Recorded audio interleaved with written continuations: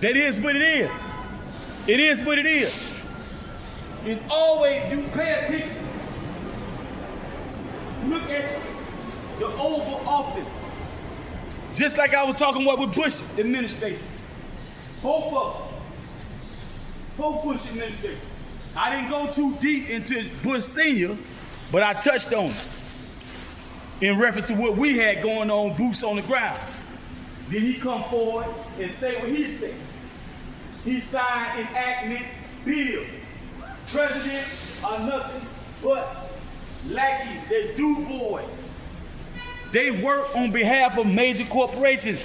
Everything they sanction, every bill they sign in, everything they try to fight, if you look at what the major corporations want, it always reflects what the major corporations want. Major corporations are into the music industry. They have conglomerates. They into fashion, they into this, they into that. So anything to slow you down or stop you, they criminalize what Dapper Dan was doing. They turned Dapper Dan into a criminal overnight. Just to stop him from competing with the major fashion industry. He living in New York. And he, as a black man, independent entrepreneur, had to find out, how do I compete in a market that's levied against me?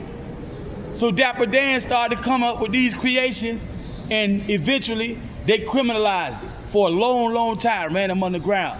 Y'all think them people won't go to great lengths for somebody little old you? They will. Trump, Eric Holder, Barack Obama, Loretta Lynch, before Loretta Lynch even got in there. They knew about my letter to Chief Judge Joel Brown, or Joel H. Brown. Joel Brown. In that letter, documented just about 99.99999% of the torts committed against me by none other than Magistrate Leslie B. Rothenberg, William B. Hine, Police Inquisitionist Agent on behalf of Metro-Dade Police Force. Then you had the Hollywood starlet, David H. Young, the magistrate, who ended up getting the deal to be TV court. That's probably how he got the deal. The Knock Jamil, Locking It Down Records, the first effort of what came to be known as Southern Affiliate. That first release out of Locking It Down Records, that wasn't supposed to be that, but you know, what the public know if you know it. It was supposed to be way better than that. But they held me for ransom. They kidnapped me, held me for ransom on false charges, libel, false police affidavit, because the other charge got dropped, which was, it was BS, that was BS. But that got dropped, was John Sajou, the ICN. They dropped that. Officer Reynolds, Police Agent Reynolds took me down for that one, City, Miami. Police Agent Reynolds. Now, they held me and threatened me with at least 40 years if I went to trial and lost, knowing good and damn well I had X amount of kangaroo court trials behind me where they railroaded me already. This is a threat.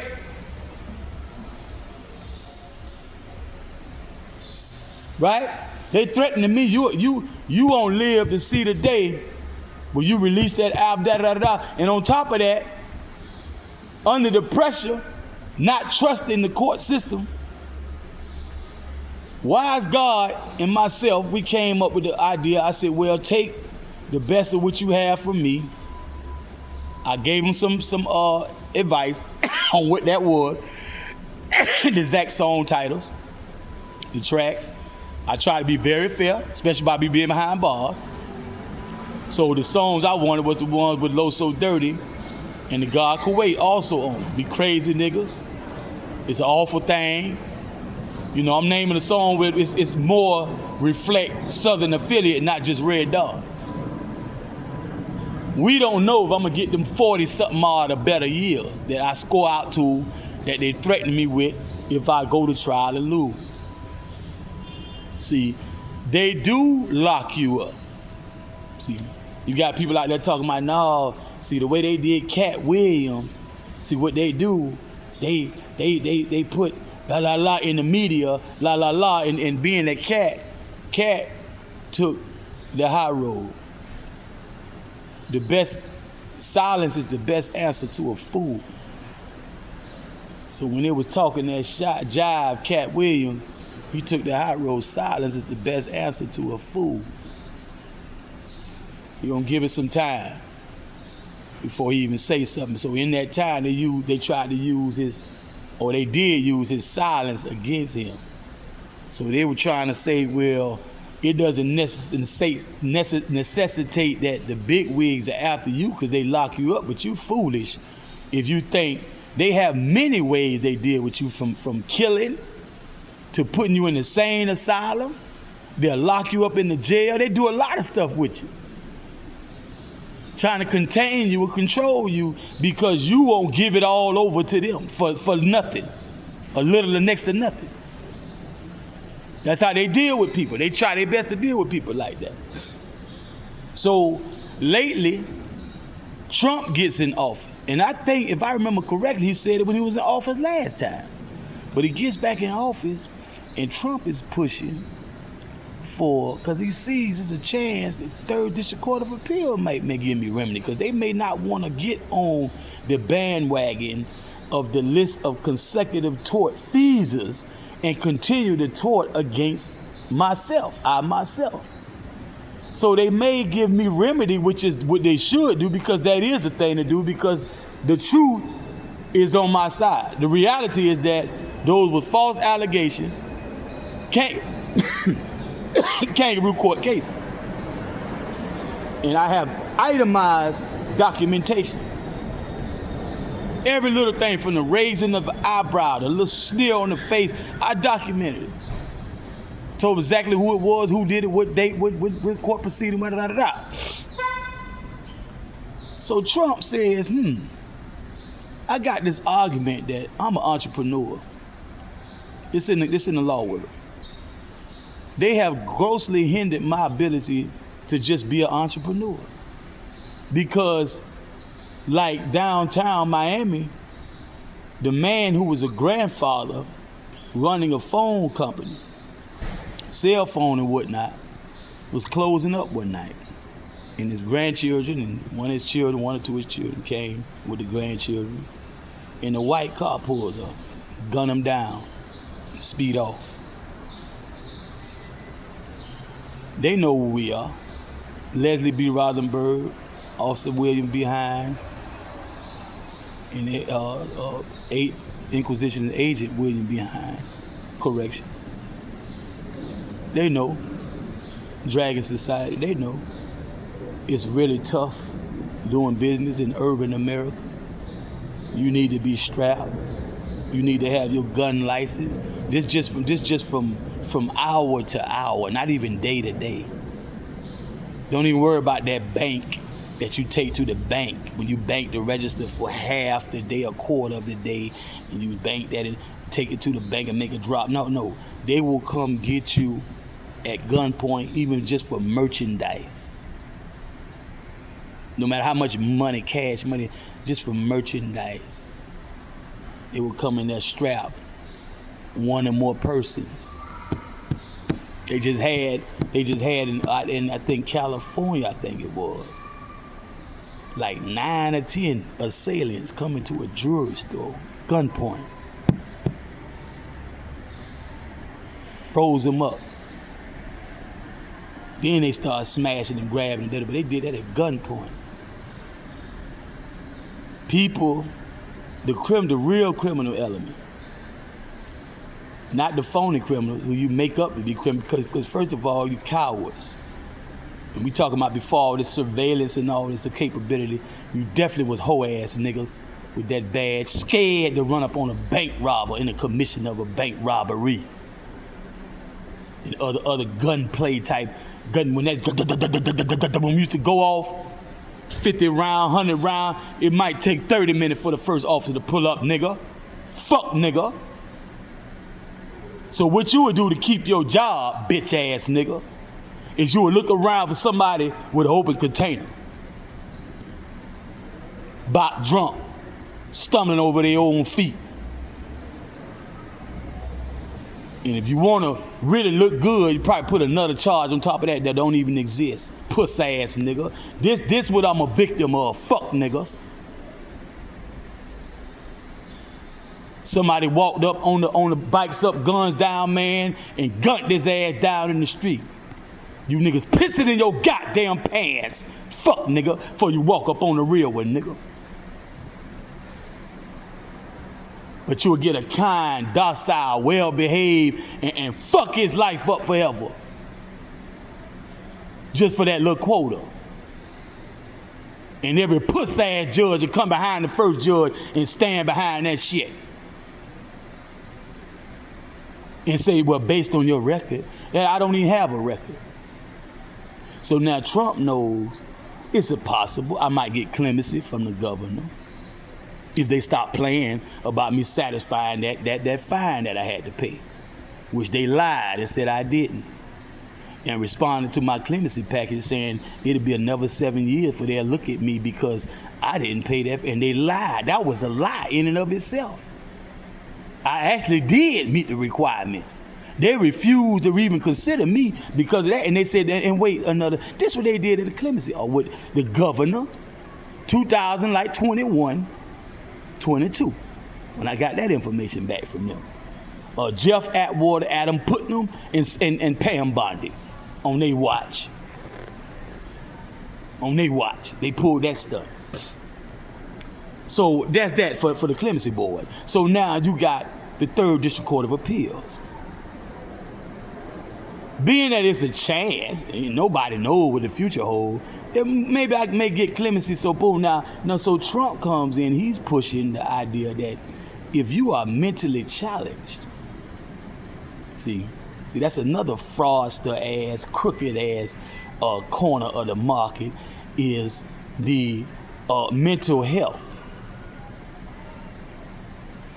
A lot of people, they'll label that just because they can't handle you out here on the street. They can't make you do what they want you to do, like a puppet. See, Baphomet, Boulay, Albert Pike, Prince Hall, faggot ass niggas, and whatnot. Then they'll start these little things when they want to, you know, they say some hope for him. We ain't gonna kill him yet. We might can mold him into something. Or her.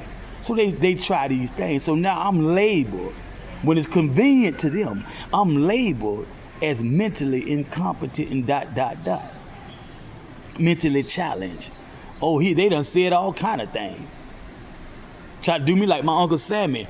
I looked on Uncle Sammy dresser drawer one day and he had about all his medication, about 20 of them, different names. I got dizzy reading the names. I say, look at Trump. Trump want to put into play that if you have a mental diagnosis, you're not eligible for a gun. It's not illegal for you to protect yourself because you're schizophrenic, manic depressive, multiple personality disorder, it's one of those things, PTSD. He pushing for it. And a lot of these things we seeing in the news, they ain't regular people, them ops. Government ops to do those type of things, if it even went down for real, maybe not, because they want to push this legislation through to further incapacitate those who would be, what they call that? Competition, business competition, free trade, the world trade. It's not free trade, it's monopoly, it's oligarchy. It's mafioso tactics that the de facto government is using. And the major corporations. Yeah. So now that they done ate up 30-something years of my productive life as an entrepreneur, I would argue longer than that. Because my shit go back before music. Go to landscaping. I was a candy man in school. Tony Elementary selling candy. tried to be a landscaper at an earlier age than that. Little bony, 4-eyed, 10, 11-year-old jit. The old girl wouldn't let me do it. She very bougie, Boulay-esque, Baphomet-esque, if she ain't officially in that motherfucker. She's a soror in a major sorority, red and white. Daddy a Prince Hall Mason, you know. So they tend to lean toward the establishment, the society, the de facto government. Yeah, even with that suit and bow tie, that MGT and that hijab on, that veil and hijab and all that. Yeah, still working with them crooks and against the autochthonous people of the earth. We the people, of the people, for the people, by the people. I'm pushing retirement age. That time will be here before we know it. A few nods and few wake ups. Before you know it, I will be officially retirement age. I'm born in 1973. Tell me, they put me in jail. It's not about the time, it's the timing. Bitch, lying ass bitch, player hating ass bitch. It's the timing. Writing with Southern Affiliate Volume 1 with hawtyyyReddd, Junior Poem, Wayne Force nephew, Skandon son. You know where it come from me bringing some real something real about my business here. Yeah? Some real sound there, some tough sound there. We come with Baby 380, rah, P13 on there, of course. He the one made it all happen. He called himself stepping off away from Sal and locking it down. But that was a ruse for him to stop honoring my true position at locking it down, brother. And I had to just go along with it if I want to be a part or just sit on the shelf like I was doing ever since 2000 and 2001. We got into 05, 06. Half a decade done went by this fuck ass nigga, this Jacobite, Alexander Quintero. 5 years. I had caught up with my niggas, man. I had caught up with Explicit Entertainment. Quinzo had done put that bitch in park. He had the parking lights on. They had one song that they had worked out of all that time. The Isley Brothers, Voyage to Atlantis, I'll always come back to. I can catch up with that. That's all they did. We got the money behind it. Mississippi Mud, Dexter Wilson, Sister Madeleine's son, Ed Poe, none other than the one and only in Slaudine. And this Homo erectus, this Homo erectus, for the only so special purpose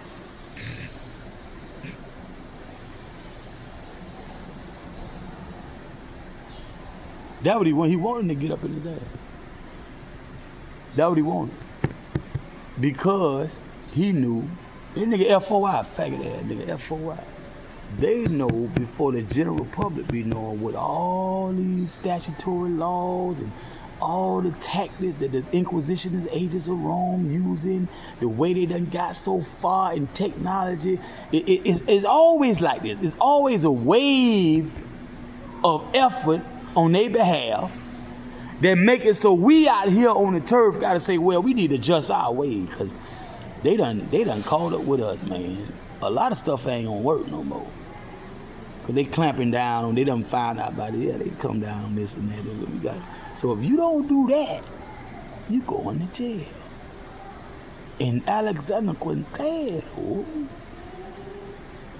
in his mind, up under his sombrero, he thought he might have one of them type of niggas stuck in his way. He just don't know. I'm the amazing one. Adept in adaptation. Adept Yes, sir. They slept, I crept. Niggas wept. Quiet as kept. Woo! Bruises and wealth. Fuck when you ride me black belt. You know, watch yourself. Here I go. There I go. Nigga, please. I'm evolving. Why this thing is revolving? Yeah. So what happens is, all that jive, one day I get into all that, but all that jive, they were running to get me to go off DP and fly all the hell. You know, all that old school stuff, pull it out, pistol whip a nigga, cock it, put it in the drawer right up against his dick and whisper in his ear and tell him what I do to him and his family, fuck the nigga, and let him live, just so the nigga stop playing these games. And no real violence take place, no real family feud and ... Because many times, the people that really on their end, we're gonna take this motherfucker for example. The Nation of Islam, Nation of Gods and Earth, GD. So that's gonna be Supreme Gangsters and Black Disciples. GD.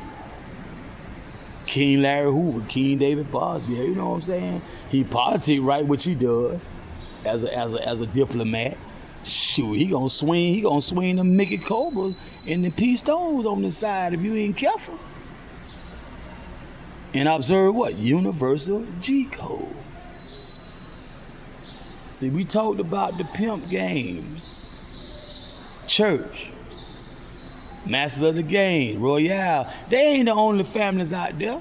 But if you on code, you gonna be all right.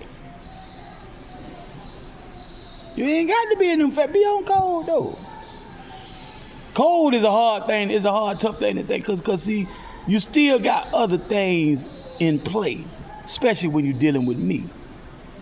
I was born in the nation, born in. You niggas was sworn in. Fuck around and get your whole little tiny itty bitty clique tormented. It's a lot of niggas up on the first resurrection that will walk in any given MOORS and level that shit, bitch. Cause they don't like what the leaders of their times allowed the student ministers and the secretaries to do on their watch in each individual MOORS. They gave blood, sweat, tears, and years.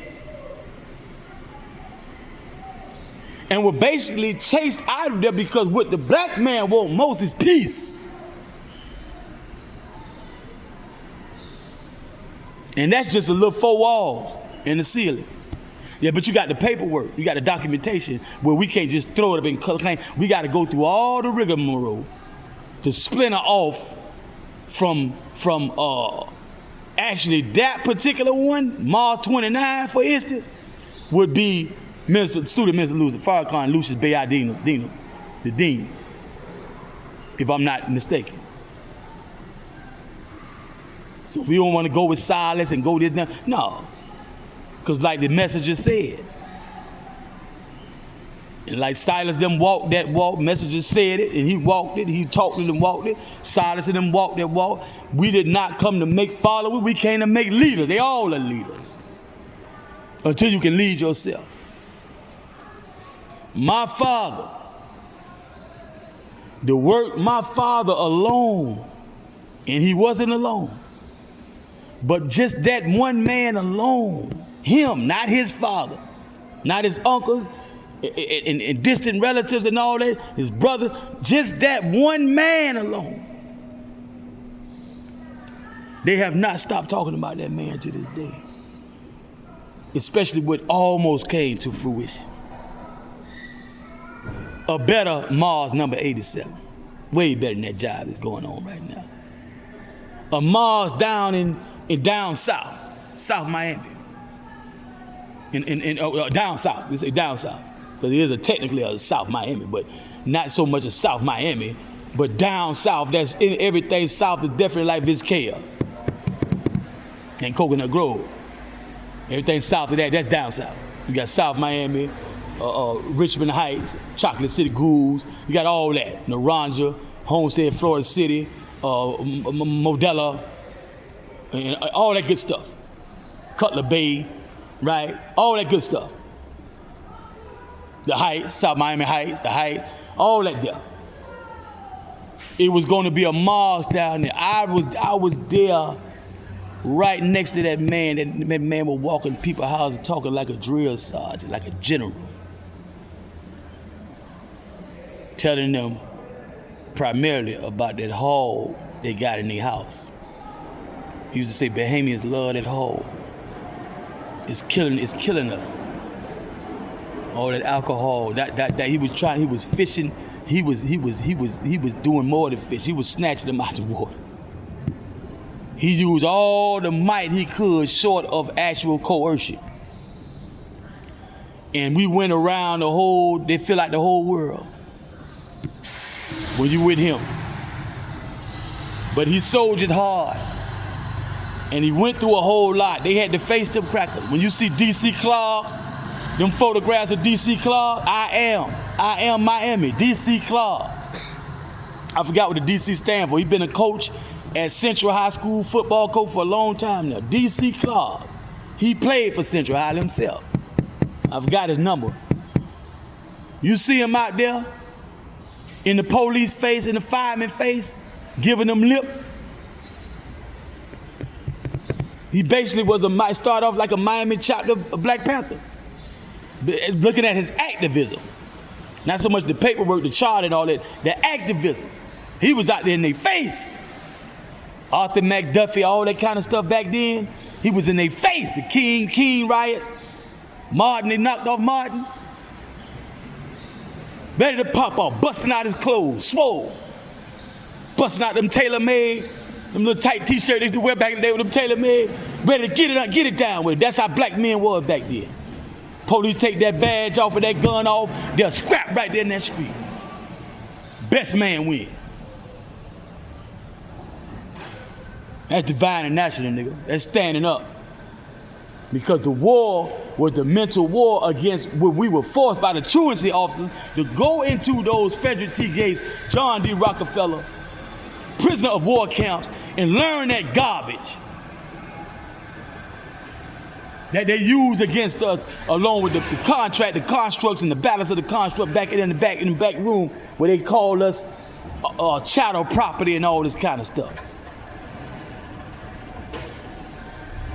They were standing up for all that, but they was caught up in the language. The culture's in the language. They had decultured us with the language.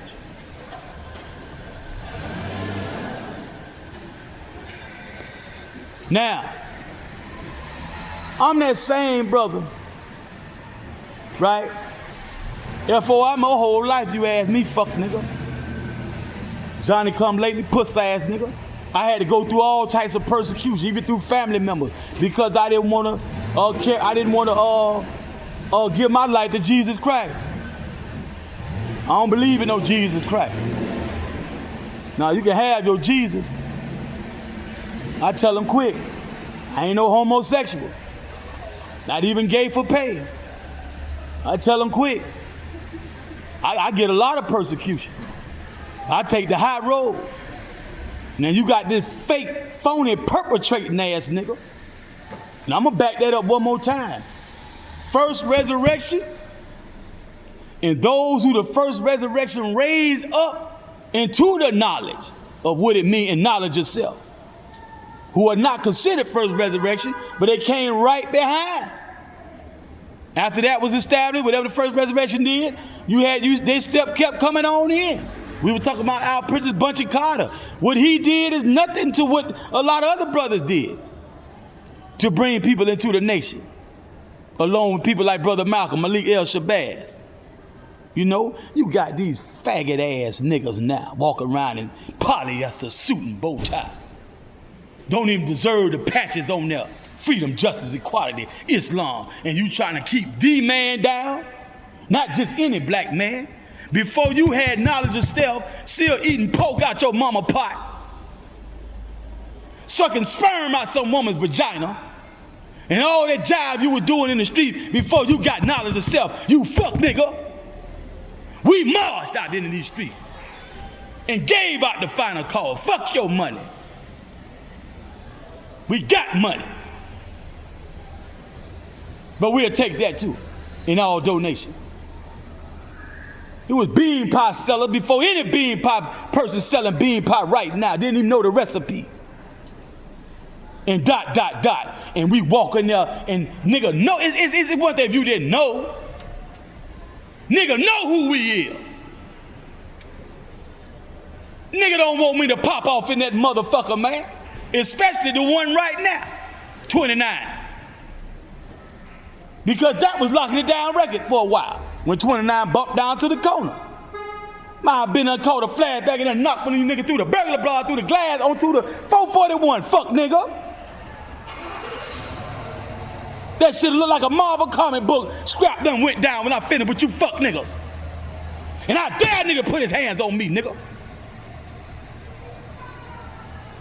All that work I did for that goddamn, you gotta look at what I did prior to me and Sal sitting down. My life was on the line. Just to be able to say the shit I say on the record. I had to walk that walk. With niggas on the street that'll kidnap your ass and take you to the Everglades and feed you to the gators. That's how my niggas roll, fuck nigga. Riding around, dead bodies in the trunk, fuck nigga.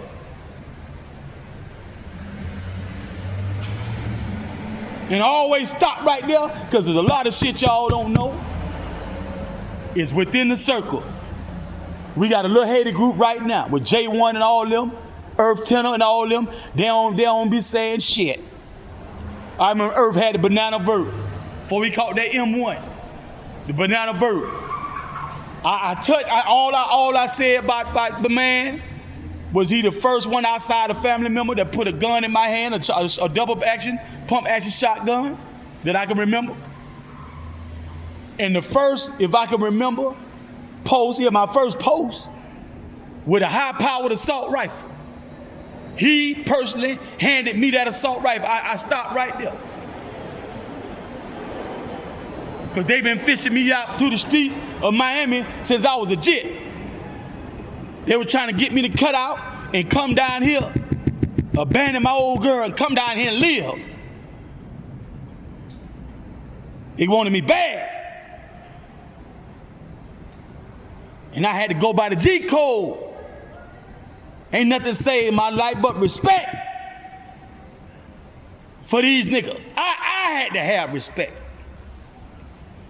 I had to shut my damn mouth sometime. Wait forever to address an issue. Because these dudes got emotional quotient very low. Intelligence quotient very low. I know what I'm working with. I'm a fruit, nigga. I'm a real one, fuck, nigga. Puss ass, nigga. And I will beat your ass. You, I ain't talking about these, you talking about me and you. Every time Devastator asks a problem 13 within some inches away from me talking that shit, I will beat your goddamn ass, nigga. I ain't never lost a fight, fuck, nigga. I challenge you to at least do a UFC with me. Hands and feet. At least that much. And I know you got to be better than you was in the year 2000 when you niggas gave me all that trouble. That Black Eye and I, problem 13, and locking it down. The guard, Kuwait, Sherman Fisher, with all that L, sweet, sweet baby, sugar baby to some punk ass faggot here and there. Any gullible woman. Yeah, Sherman Fisher, baby, sweet, sweet sugar baby. With all that L you niggas got for a real nigga. Heard how I really truly spit and hid that shit from the public.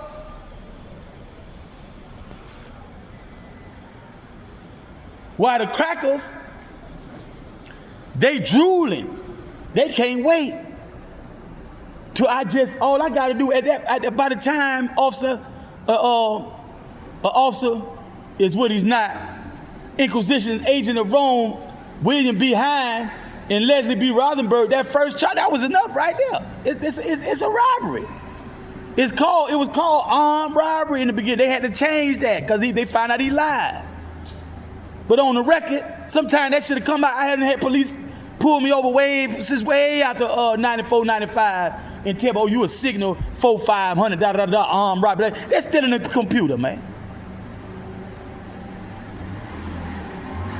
City of Miami, Metro Data, gun my ass down just on that right there. Before they take a trip to Ward D or to the county morgue, pull me over one night, broad daylight. I could have acid reflux. God damn it. A flea bite my ass. There you go to scrap. That's my ass. Based on William B. Hine, lying ass behind. So right about 2000, nigga, they done unleashed the beast out here on John Doe, Lynch Mob, Booby Boy, E4 and all them niggas. Them towners. Way down south. They rounding niggas up. They round so many niggas up to the point they stepped to our boy Clyde and told him, 50 or more motherfucker got your name in their mouth when we asked them ... Clyde, I think he might have took the 5th, but he definitely ain't rolled on nobody. He definitely ain't rolled. He ain't put on Nino Brown. He said, well, and I got to sit down with Clyde to see what all that, and then I got to ask him what I can say before I say anything. But what he did admit on my Facebook Live, when Dej Low was playing at Mimi place, Dej Low, my family, everybody playing with nobody. That was playing, and I went round the back, and I think not Gorilla Bass, IBM DJ. I think it was IBM DJ that thing. We're jamming. Mike McGee yard. And Red, tall Red, I forgot Red name. He was like, here, right here. I said, what Clyde? Here, right here. I said, I want to put him on. Can he get on Facebook? He want to get on? He was like, yeah, Clyde, yeah, what's up? He said, yeah, he right here. And Red narrated it. Clyde ain't say much. Red talked for him. And Clyde was just looking at the camera, nodding his head like, yeah, smiling. He did that. He did like 19 years. So the Jacobite, Dirty Moore bite, wanna be mob. Yeah, he mob. Moab. I'm that skinny giddy named Vinny. Caught his ass in Burger King on 54th, US 1, State Road 7. Coming out with a family meal. With the whole family, he had bags on top of bags. How you gonna feed the whole goddamn Hampton house? Had about 10 kids. Children, my mistake. One time for the children, they all right. The wifeys, they all right. That nigga fool.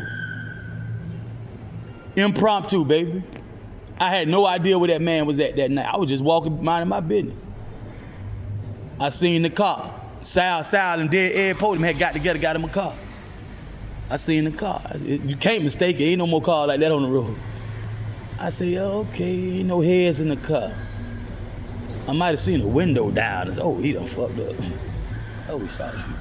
That nigga came out of Burger King, man, got in the car. Just when he was putting the key in the ignition, I called it. Around, they call it garrote, Italian necktie. Caught him. I had done took the shoestring out my shoe, baby. Got him. And I did that shit to that nigga damn near died. Bullshit you now. That's my response. All them time, devastated X in my face. The God Kuwait be trying to be slick too, but he try to get hardcore on your ass too.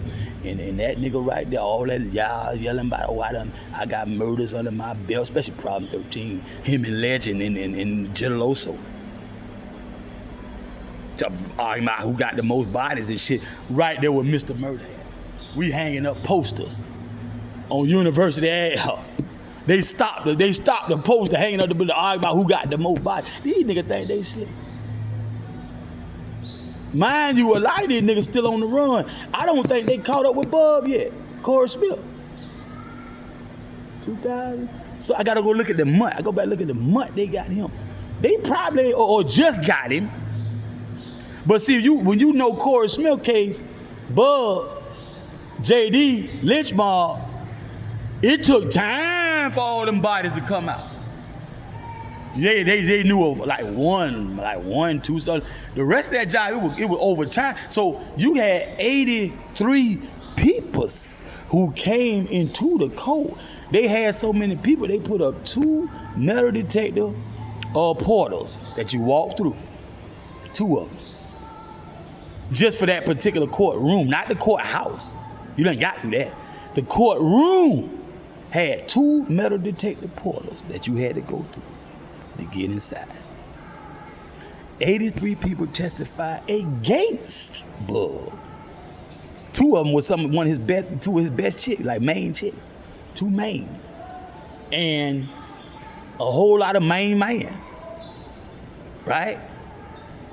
Who claim and they are, cause Bub ain't say a whole lot of nothing. So you gotta approach it from a neutral, non-partisan, non-partial. You know, if you want to get down to what really happened. So I'm just saying, all this definitely the warrant is out. That was like 97, 98 player. 97, 98. When I walked in, I forgot the name of it at the time, the 48 store, the Arab on 48, Northwest 2nd. In the Miami Times and the Miami Herald. You hardly see that. The Miami Herald at them time had the same headline. But the front page, on the front page, they got them towners, they got them city boys, JD, and they got them CC niggas, / that OL nigga. So-called it's bigger than that, but you know, cause E4, you throw E4 in there, that's Lil Ripper. Like when his man and his old boy died in Lil Havana, you know, that motherfucker. Hey, they had done put that out there, but what happened, that was the FOI note. Man, everybody and their mama trying to get somebody locked up, cause they scared of them big guns. And this shit done got crazy by before 97. This shit done got crazy. 98, 97, that was just like, they came to a consensus. This what we gonna do. Y'all been begging by police, President Miller, with Derek Miller, Commissioner Overlock or something like that. We need more police. You know what I'm saying? They complain and complain. Well, this what we gonna do. And boy, they did. So come a few years later, they think I'm stupid because I rap like that. And I do it with my chest. I see it with my heart and soul. So they thinking, well, you know, it's a lot of guys out here who can walk the walk. But it's a little more go to it with walking and talking. Right? It's a little more, you got some cuts above that. Let me go into mastermind. Crime boss, you know, you got to get beyond a certain level because you recognize they are there. They can meet you on that level. You ain't doing nothing right there. You have to evolve. That's old. That's played out. That's 1920s. That's 1800s. You know, you got to, this year is what? So they thought they might trap me up a lot of ways. Just with the name Sergeant Slaughter / Mr. Murder as a contractor / hitman. Right? What we used to say? Mercenary. It's a mercenary. You gotta say contractor now. So Mr. Murder is the mercenary contractor character. Sergeant Slaughter. Way too cold to do way for all them. Trained by Major Payne. My battalion can make it rain, leave you paralytic. You be needing a paramedic. Now bear with it. By the bullet, you diabetic. By the time I could look up a straight rider, Damiano, Slap Rock, all them niggas there. Every nigga had Don in front of his name. And my name Red Dawn from back in the 80s when the movie came out, Red D-A-W-N. Little baby boy arranged that. He introduced me to the straight riders. That's one of the only things I sing for Ponce and them, because I know I'm around some real lyricists now, so that's enough for them to know I'm up there in the ranks now. Don't try me like I can't rap now. Come on, we can do something. But I ain't finna be singing all my shit, my whole anthology, my whole discography. Yeah, no, right? So that was the main one. Making you defy the laws of gravity, holes in your body cavity, agony. Come, let's get ravaged by the savage, murder. I'll come like Damien swinging in with that AK-4. You play with us folks and we gonna show you with that AK-4. You late for show, showing off ain't what that shotty for. Anthony fell, he in jail, they got Gotti too. What that tell you right there? I don't know no damn Anthony Phil, pre-JD. And I only know Lil Bo, I think they call Lil Bo. Anthony Phil, after he got with JD and got locked up and got put in the paper. Now I know Anthony Phil. Name and the fact he connected to something in Liberty City, not necessarily JD. Because at the time, I'm reading the Miami Times in the month of August, I think 1997, 1997, the month of August. Over 30 bodies had been found just in the Poke and Bean project, or very close to the Poke. I think it was the beans, all the beans. But might be right in the area, not too many blocks from any Poke and Bean project building. We talking like 6 dudes down there, definitely like 71st. Kind of thin out around 70 or 69, somewhere up in there.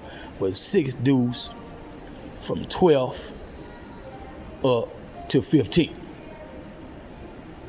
15th the west border, 12th the east border, 6 dudes south border, 71st, most definitely that's the north border.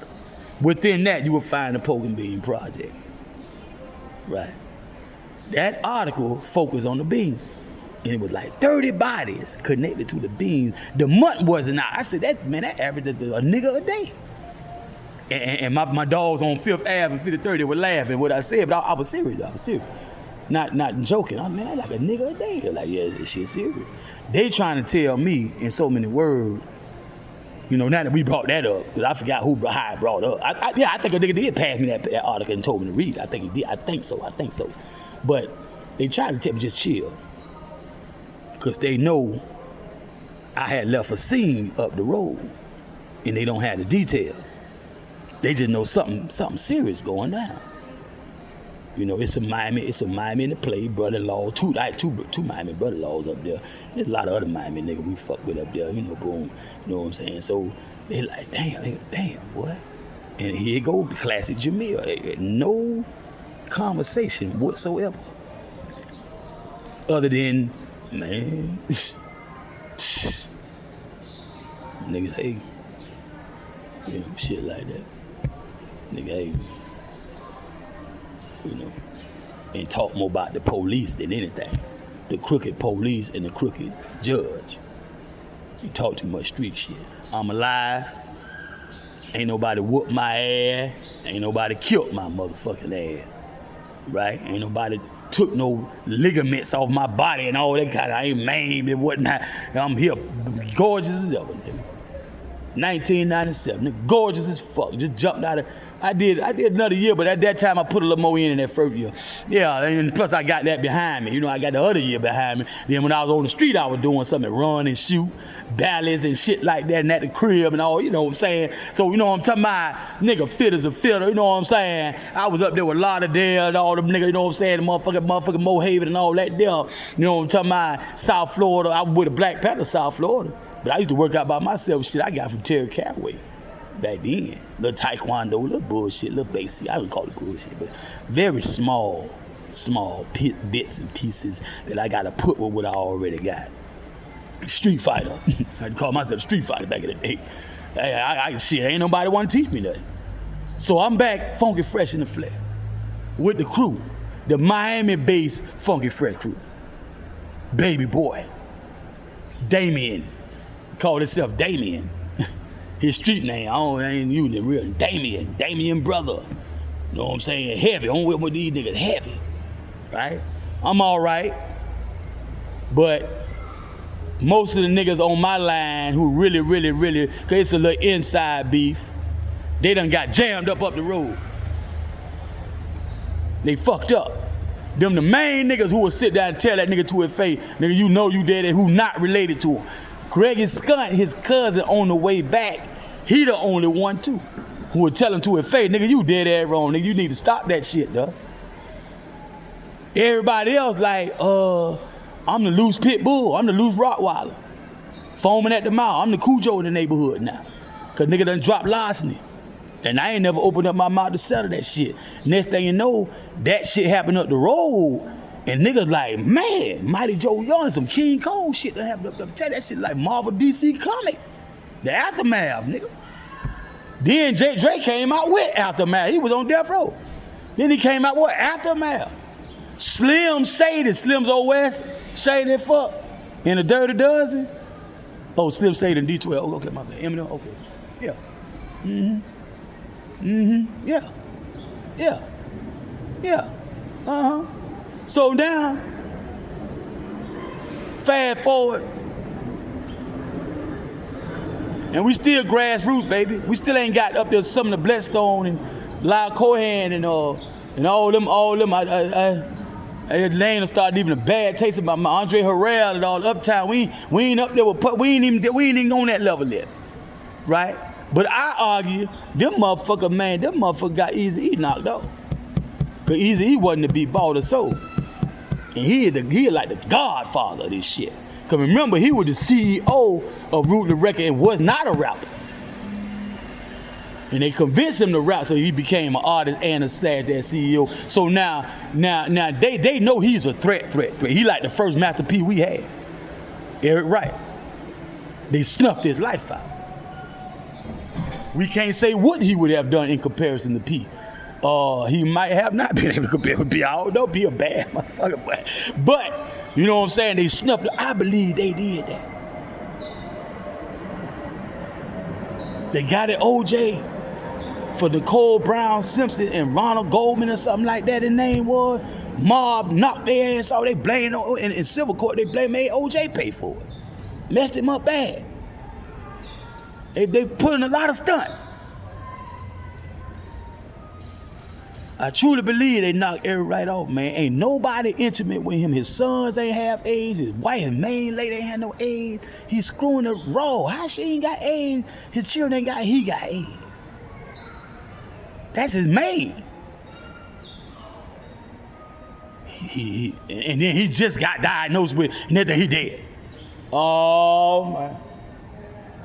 Or symptoms a lot like that damn baby oil jar. They talking about that puffy guy that they say he administered to his wife. They say he knocked his wife off for insurance money, power, and all that, man. This shit here.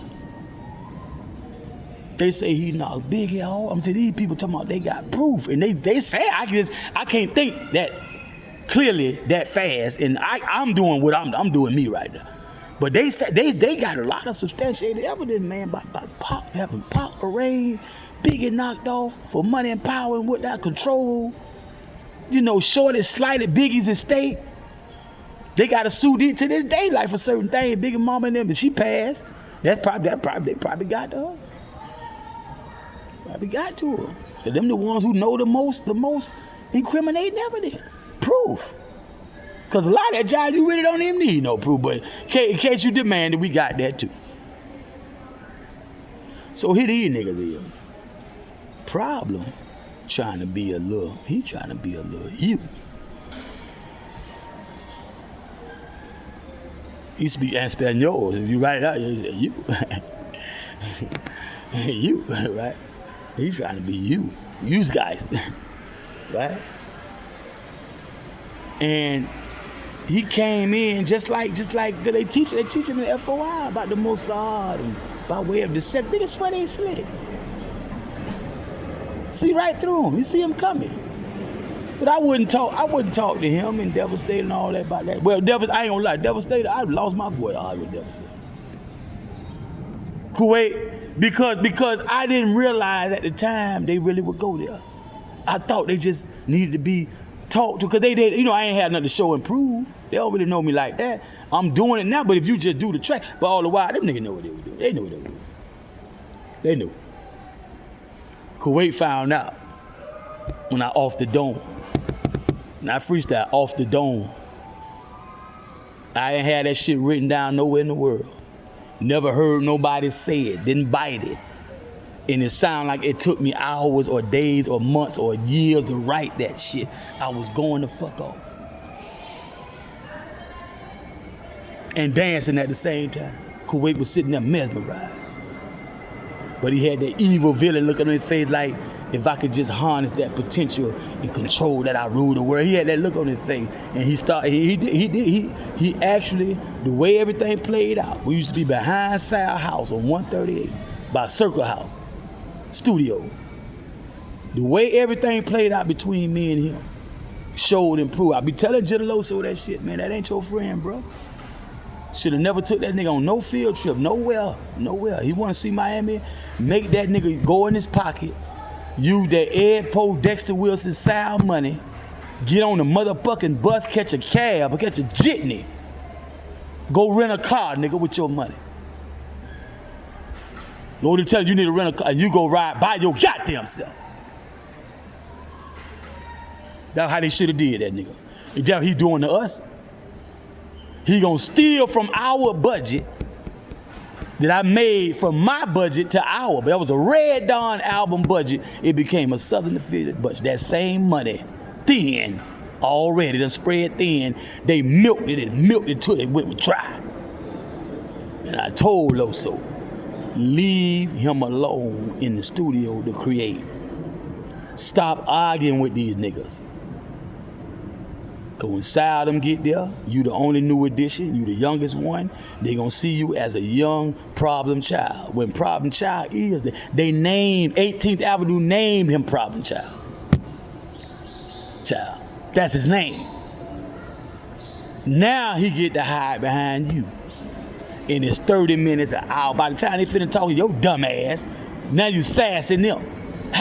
Rolling your neck like a little bitch. Blowing wreck all the way. Now we definitely ain't doing no production today. I shut the fuck up because I learned I lose my voice. I shut the fuck up.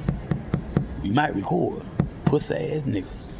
And the next thing you know, everybody go their separate. We ain't even record no song. Another day went by. He'll take about a week or two to come through. Problem 13. Kuwait going back and forth to Texas and here and there.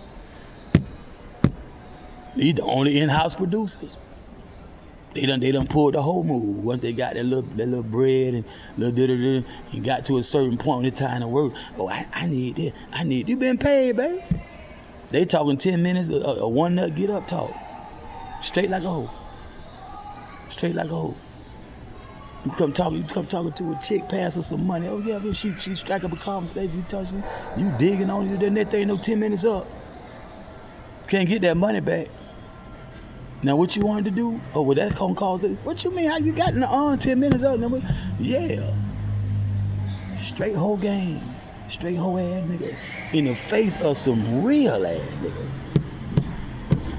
Body. My dog got snitched on. And since my dog got snitched on, homicide detectives came to my dog house with a book, with books. Like family albums, all cold cases that they pointed out in that book. I think that was a cold case book. When they solved it, they take it out of there and put it in another book. I think that's how they do it. They got cold case books, no leads hardly, and told him within an X amount of block radius from his house, it was 50 plus murders. Yeah, that's the number, right? Because the street is 50-something street. It was 50-something plus murders within the X amount of block radius. We talking like 4-5 block radius, 6-7 block radius. Not that far. I stay right up the street, nigga. I'm 5'3", 5th Ave, nigga. The ilk, smooth as silk, nigga. We don't play in FLA, nigga. For real. Shalom. Niggas ain't playing over there, man. Shalom is within Little Haiti. Then you got Liberty City. Sundog Sweets, they call us Lil 15. Deuce Ave, the park, what that Deuce like? Deuce Ave, nigga. 5 do 5 trades within the city. Yes, sir. From here to Philly. You do a remix on that motherfucker. Hey, man. And it's FN. I'm gonna tell you. Sometimes the fuck nigga be the one with the smoking gun and he alive and somebody got their life taken by a fuck nigga on some fuck ass shit. That would make him a fuck nigga. See, it's not about any character traits what you might call not cool and no, it's he doing something wrong or he won't do something right. He refusing to do the right or he insists on doing wrong. That's what makes him a fuck. Actions. Anybody can be a real nigga. Anybody can be a raw nigga. You can be a nerd and be a real ass nigga, man. You know, all these different, you can be a homosexual, be a real nigga, a true nigga. We got I know a lot of homosexuals I'd rather kick it with than any a lot of these niggas who come across as a hard rock or a thug or playboy or pimp and all that. A lot of these niggas suckers, man, in costumes, man. You dress like a all black on and what, woo. Strapped with this and that. Yeah, all that kind of stuff. But you a fuck nigga in your heart and in your mind. And it come out. Nigga gotta move around. Navigating through all of the player hate. Yes, sir. I'm in these streets all day. Player. So it's about you, your heart, your words, your actions. Where the love at? Where is the love? Where your love at, man? Where that, my Mr. Mike? Where your love at, man? Too much envy, jealousy, hatred. That's the root of it all. A lot of you niggas still broke. I got 100 grand in the ground, probably 13 to my 100 grand in the ground. With that 100 grand, 100 or better, the police department gave you to be a confidential and reliable informant, fuck nigga. Beat your motherfucking ass, nigga. Ain't never seen nothing incriminating about me. Spit the rawest raps, some of the raw rap you ever want to hear. MC. When you dealing with that street shit, that creep shit, that cement shit, demented. Yes, sir. Death is in the air everywhere. I can sense it this instant. Filling up his host with holes. Giving up the ghost. Now you're holy. How can I hold his itchy finger? Hit him with the trigger finger. My middle finger as a pass the guy, blast the guy. You don't want to ask me why. A nasty guy, you coward. Just cower behind your car beams. AR-15s and infrared beams engages. Niggas engaged in this affair. 24 years old, niggas been exposed to warfare and it's ugly. Mama, this thug be out to be me. Nigga hug me. Might be the last time you see me, gotta go. You humble the boat, I add out. Pop one in the slide, jump up my ride and tear out, leaving skid marks. Kicking with kids about a pub, nigga. From dusk to dawn, from dawn after dark. Get paid, set of lanes, heavy lanes, and heavy session. Prevent a discretion, but I'm stressing no intercession. That's right. There'll be no intercession for me unless it be he. G.O.D. The game of death. Yeah. G.O.D. Cash on delivery, C.O.D. nigga. Nigga selling crack, hash on the backs of the street. Speed and weed, junkie, E.O.D. You fucking fame and wealth. It ain't for me. You keep escaping me. The ghetto raping me. Got aside my pride and my dignity. Dignified till I hit the weed. All that good shit, man. That good shit I couldn't put down. Cause the track is stacks of shit waiting. But you give me a track, I don't even need shit I wrote. I write some new shit. I off the dome in that bitch. Showing and proving. I ain't blowing my horn, man. We talking about 25 years ago, quarter of a century ago. And all I had to do was step on the gas. Wasn't no preparation too much for that other than the raps I had been writing and reciting. And of course, listen to various artists. Get influence and ideas and improvise and all this, sometimes straight up bite. It's all right. You get enough creativity, individuality in there, and you go and bite all you want. 80 to 90% of that shit is you. It's y'all, go ahead, man. Go ahead and do that damn thing, man. Shit, you get the green light like a motherfucker, man. They be happy you said something about their head then, especially when you big them up. And tell them about, you remember the time when you as far as you know, you couldn't rap. And that was your favorite rapper. And they like when you admit the truth, the real. Like that, man. For the fans, the industry, corporate motherfucker who be playing like you ain't nobody, what have you done, who are you, a drop in the pan, a flash in the pan, and all that jive, and sissies. Yuppies and all that stuff up in them corporate offices, man. Nigga. Back in the day, boy, I'm telling you, boy, they choked my chain like eat motherfucker. I am a hell of a nigga out here on these streets, man. It was hardly nothing out here I couldn't do. Especially when it come down to really grit, muscle, like nerve, heart. You know, and then you couple that with the mastermind plans and schemes and analytical ways to approach things, days and weeks and sometimes months and years. Yes, sir. With that Mike Jabot shit, that took over a decade. Cause I was not going to jail, though. For number one reason, it's not my fault. It ain't my fault. It's not my fault. It's no fault within me. Minding my business. Just got out that black beam I be talking about, man. That pushing that black beam, a 19-year-old man, young man. Pushing the black beam. I remember Nard had that drop top motherfucking root beer vert with the cream top. That with the bang. I forgot what type of rim was on that job.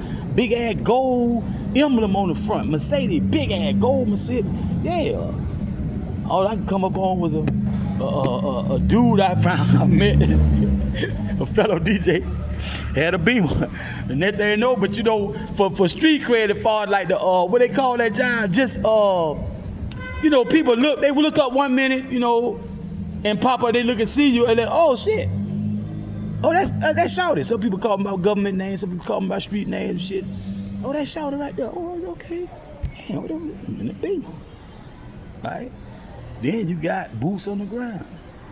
10 toes down. God bless the dead. Slick Larry. Slick Darryl. Slick Cole. Coco and Toe. And other people that would be out there. Slick Will. Get it, Ville. That's Slick Will. Yeah, that get Pimpinville. Pimpinville, Tyreek. Black Wind, that Pimpinville. Get it, Ville. Slick Will. And these type of people, I'm gonna see by down now every time I get out there. Corey Deck, and Slimzo. Pimpin' Ken. Bear, Keith Cooper on Facebook. These the people I'm most definitely probably gonna see them. Spice Dave, Montrez, Robinson. I'm gonna definitely see one of these. 1, 2, 3, 5, 10 of these motherfuckers, right? So these are the type. Alan Hodges or Alan Hodges or something like that. The Hodge family, Alan, Drunk Reggie, Freddie, Nicky Pumpkin, you know, Keisha Cato, Keydre. These are the people who gonna have to look out their door and observe and see the hard-head, knucklehead ass Jamil out there. And motherfucker talking plain as day. Hey, right? Well, one, Charlie Brown, you can hear that shit about 25, 30 yards sometimes. Because sometimes the people talking to each other, we might be about 40, 50 yards away from each other. Hey, blah, blah, blah, blah, blah, blah, blah, blah, Charlie Brown said, everybody heard that shit right up in there. Right? With Spanky, Uncle Ma, Pee Wee Uncle. All of them used to be up there right there before you hit the wall. The wall, right up in there, the wall. Me and Pee Wee front yard, the grass. That's the baseball, football field for us. Right there. Right. On that by Keysrick them. Right up in there. Between Counter Road, like Keysrick them building. Right up in there. Then there's other parts of the rabbit hole, the labyrinth, of the underground. So, you know, man, there's some stories I can tell. I just hold back. Probably put it in a book or movie or something. It's too much information, really, because, you know, they're trying to use what I say because they can and they will against me in the state court of law.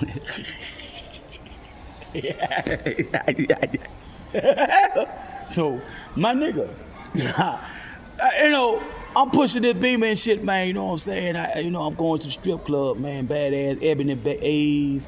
It was two main chicks. Fine as all get out. Pretty as hell. Nigga, all two main red bone they used to be there.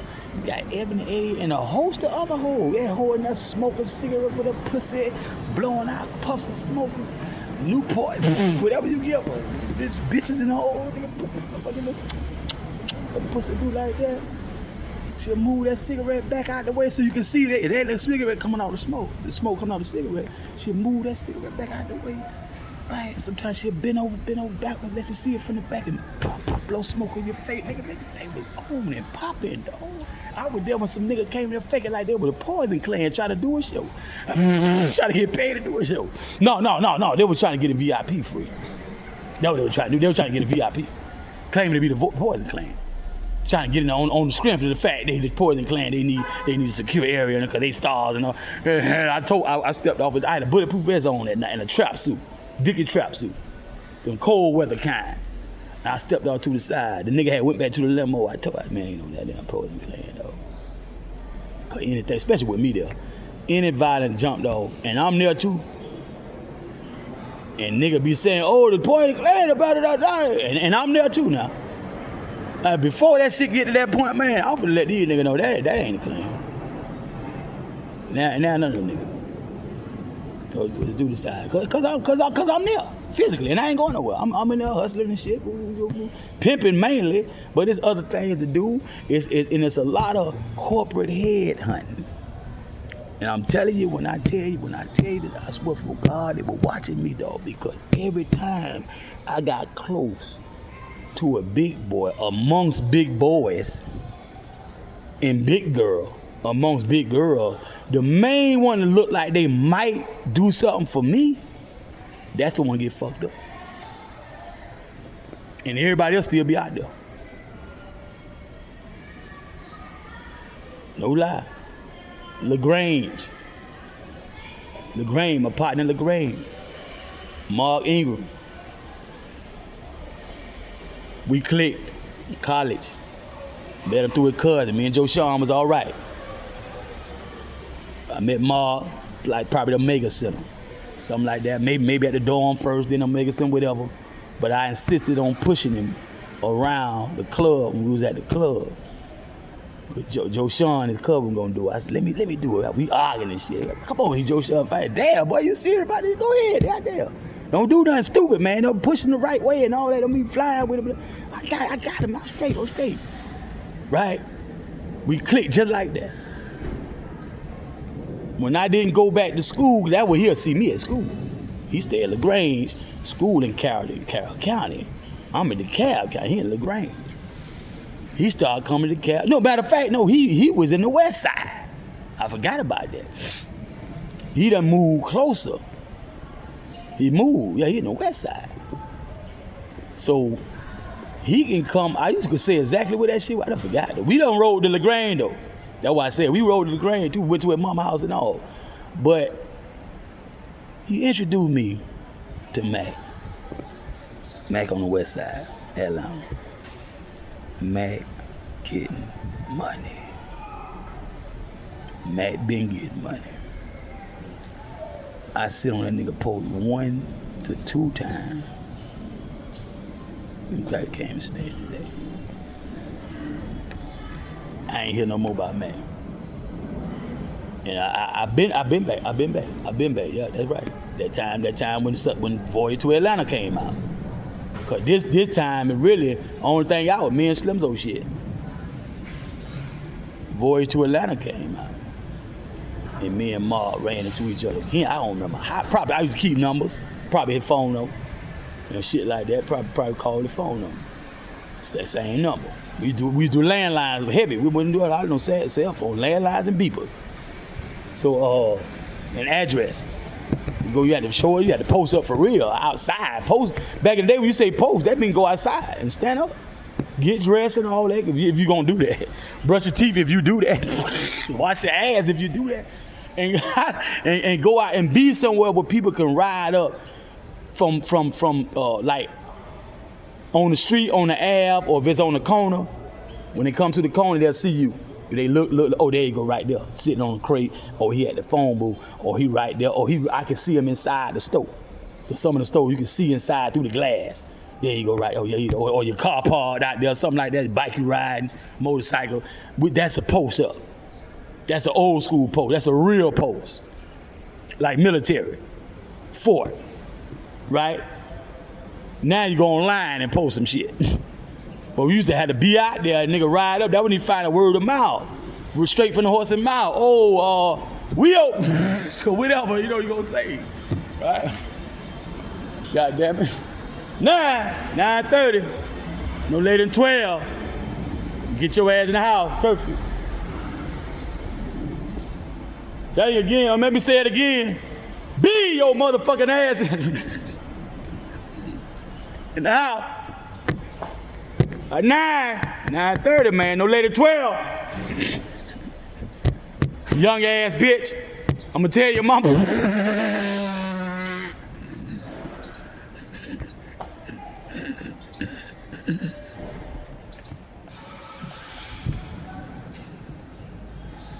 Hey, hold that noise down.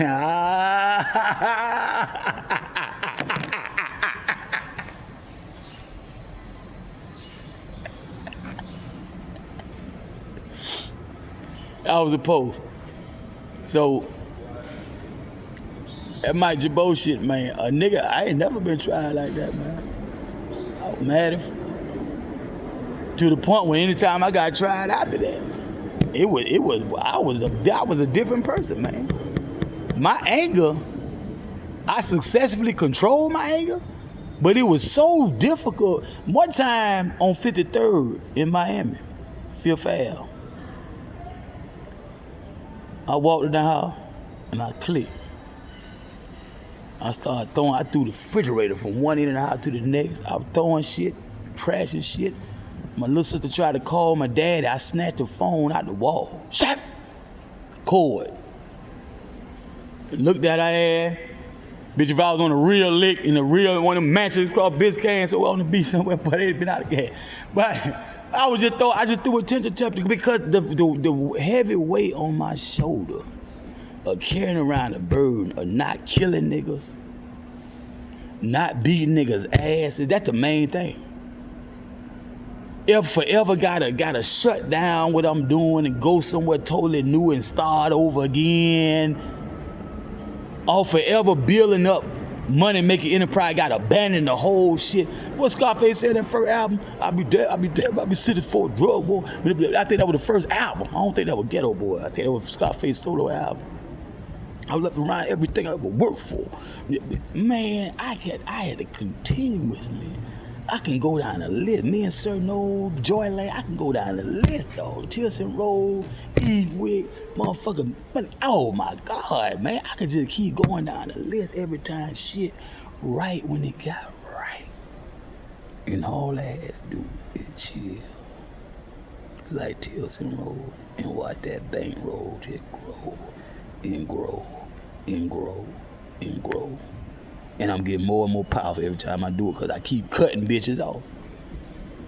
I learn, I grow, I realize, well, it's not, I would have liked it how it was, but I can't make people do right. I gotta go solo. So I had to start doing, it took me to come to Miami. And after a while, a year and a half, about 2-3 years, really longer than that, really get all the details I got now, to realize how many people come together to do what I was doing by myself. Mind you, I don't have a building, house, apartment, office space, nothing. Storage, nothing. Car, nothing. On foot. A lot of times I don't even have a gun on me. Player. But the minute a nigga push that button, set off that booby trap, player.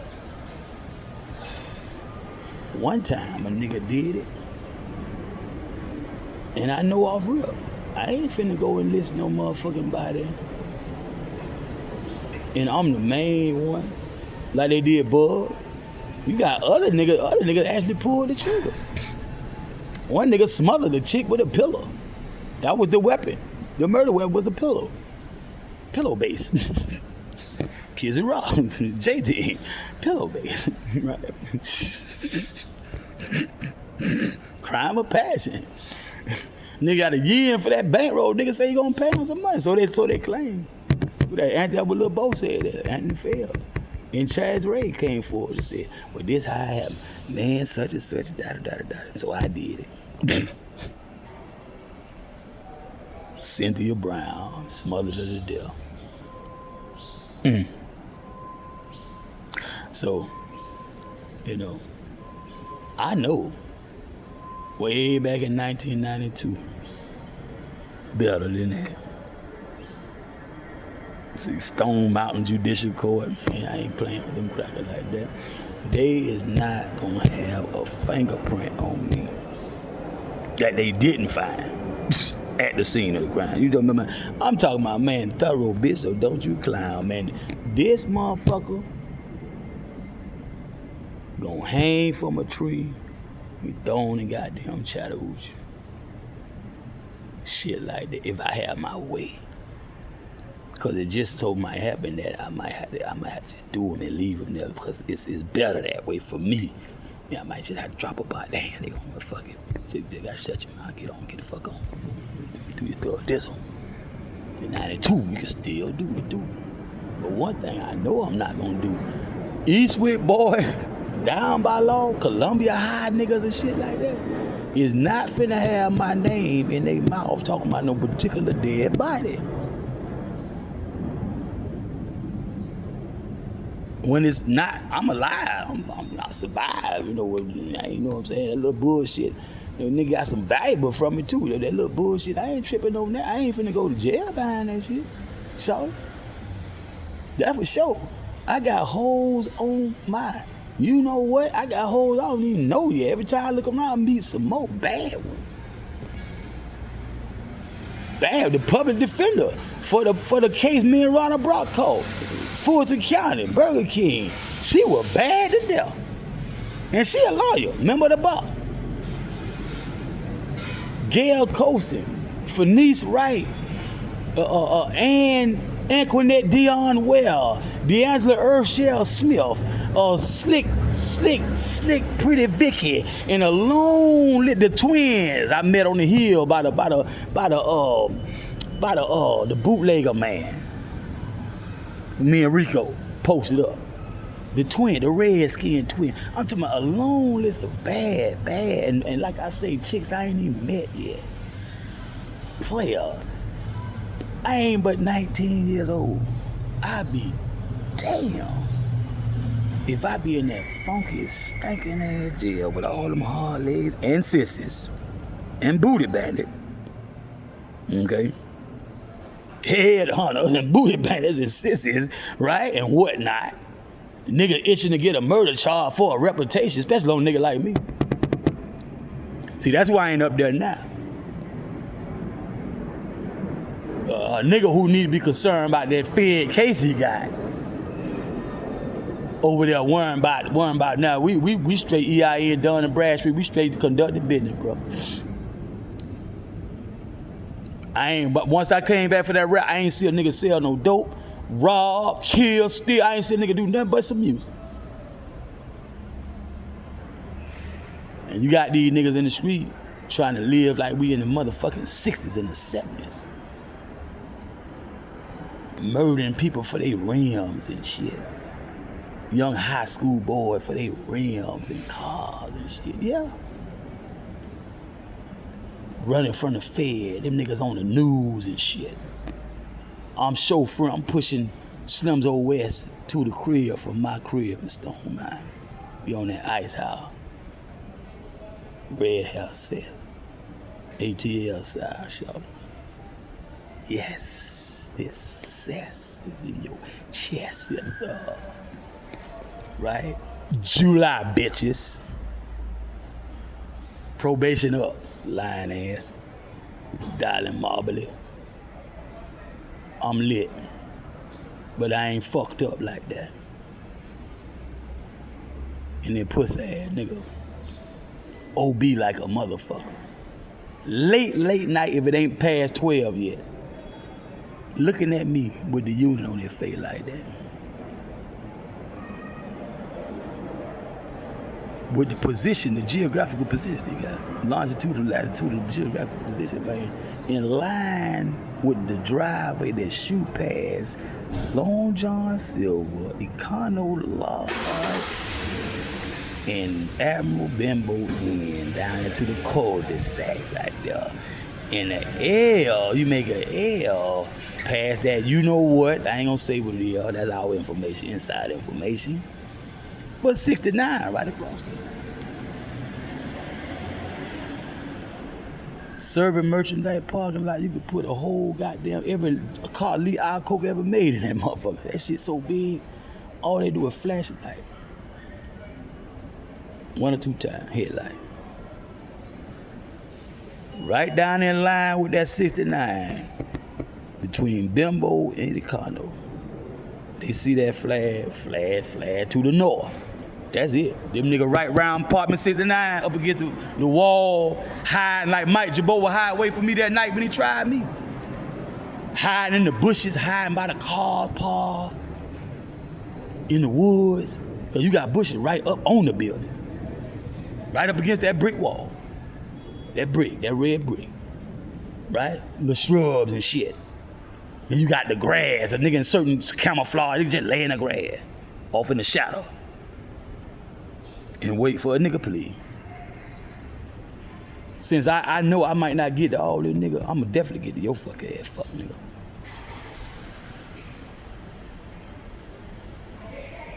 That's number one. Cause everybody know,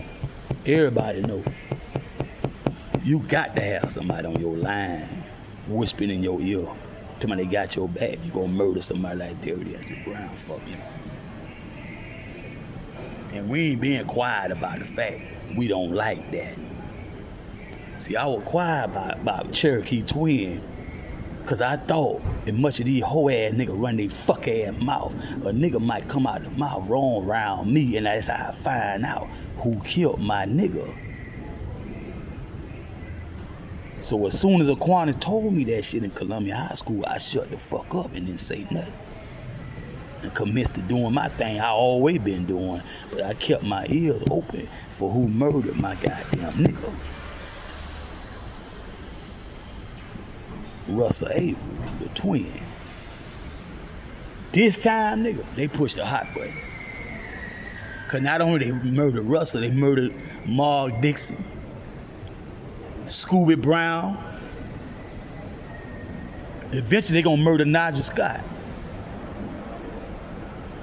Player, I can't take it. I got to let certain nigga know, man, I'm in. Conversationally, I ain't talked to nobody. Not even Slimzo. Slimzo sat and told me some shit that wasn't really even true. And I shut the fuck up and listened. Some of it wasn't even the whole truth, right? It wasn't right. He had me fucked up. He had me thinking some wrong shit. He waited the goddamn 20-something odd year later to tell me what year that was? 95 plus 5? About 24, 23 years later to tell me really how that, what the fuck? But I knew enough. Didn't say nothing to him. We write rhymes, though. We talk about it all the time. We write the rhyme. Yeah, we write rhyme. We been doing that. Dirty Dozen, Bad Seed, write the rhyme and shit. Right? Explicit entertainment. A lot of time we'll talk about that. Express our anguish, our hurt, our pain. We'll tell niggas what they need best do and not do coming around us. Give a nigga 50 feet and all this kind of shit. If you on that bullshit, blase squaze. And for the niggas who actually done it, yeah, we'll tell them how we feel. So I know for a fact, around that time especially, based on how it's been the whole while prior to back in the 70s and the 80s and early in the 90s, don't nobody hardly ever fuck with us like that, ever. Don't nobody be right there at that time of motherfucking night. Even the ones who can do it don't do it. I know something ain't right about these niggas, and I know they ain't totally green either. Then with the little unit on his face looking at a nigga crazy, he might have well did something all he that was too much right there. Fuck this shit. I'm finna go down to a death trap, one way in, one way out. If it's set up about like how I'm thinking, cause the look on his face, I know he ain't gonna do nothing by his motherfucking self, player. And I proved that shit that night. Get that straight right now.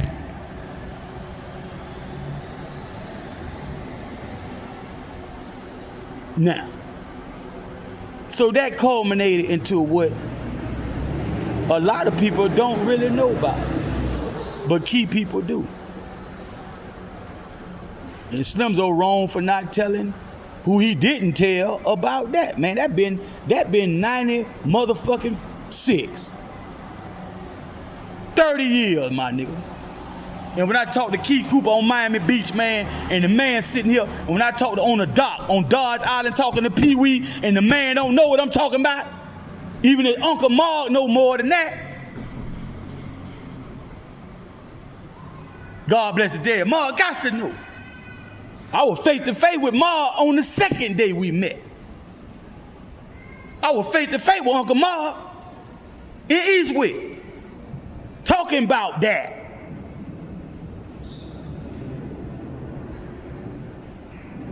So, you know, to each his own, man. But one thing you niggas can't take away from me is my stripes, my life service, and everything I did for the furtherance of our life and limb. And if you want to get some money, hell, that's what we talking about. We decided on the record thing. No, did a strip club. We had a few other people had a little something. I forget who all was entrepreneurs, sole proprietors and all that. Been so long.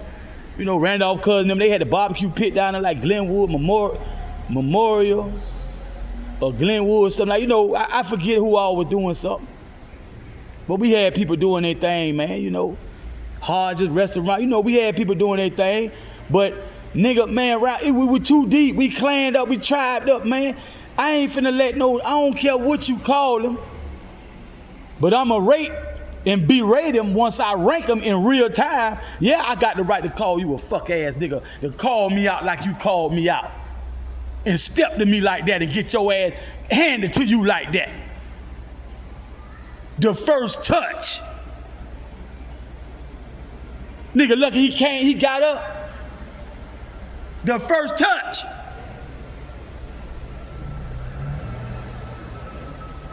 Your mom would you get your sex at, nigga. What's up, nigga? Do you go in the middle of Perry home, Boeing home, Eagle home? I doubt it. Cutting up, shouting. East Lake Meadow, I doubt it, shouting. I doubt it. You too crazy. Way out of line. Shorty, you way out of line, player. And like I say, it is a war going on. We don't know this nigga from a can of paint. But we know by the news coverage what they doing. We just don't know it's there. But we know it done got that bad even that far. That used to be cracker time. That was red niggas and shit out there. Niggas just started coming out there. And they just like they say, they go to the neighborhood.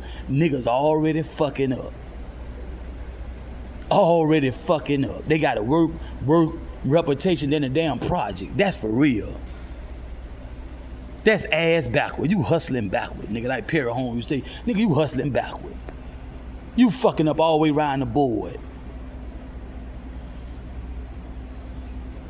And I got Precious Cargo with me. I don't think Slim C was back home yet. I got Precious Cargo with me, man. That man is very crucial to everything I ever worked for. Him and his family. He a survivor. His first cousin just got murdered. He dedicated the damn song and the video and all that to Scooby Brown. And here come this foul, funky, skunk odor coming off his ass in the spiritual realm ass nigga. Man, player.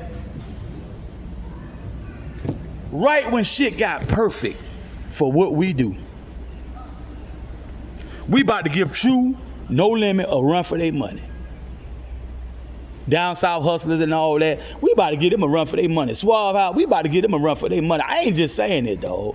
We got Vice Grip, Spice Dave, Hot Rod, Trey 8, Slimzo, me. We had Dante Wheeler in the way. We had a lot of niggas in that wasn't even official Dirty Dozen. We ain't bullshit. Soul Messiah, all these, man, we ain't bullshit, man. You see who was sitting up under the dungeon, family? Sarah. Or Satara. Yes, sir. Yes, sir. That was sitting right up under their nose. They hadn't even discovered, but she was right there with them. The whole while they created Erykah Badu and all them. Goody Mob and all. Right there, we boy, player.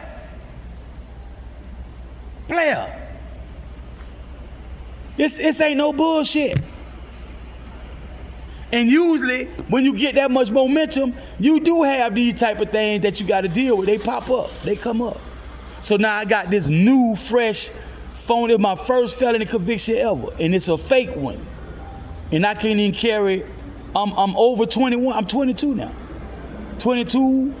Matter of fact, I'm 23. I'm 23 now. My birthday just passed. I'm 23. I can't even have a firearm legally.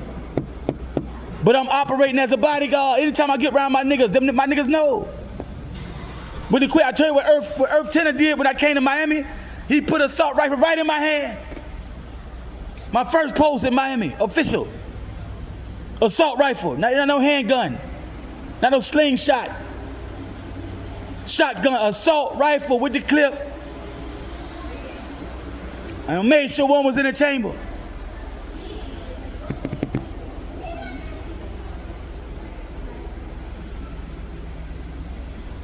Right?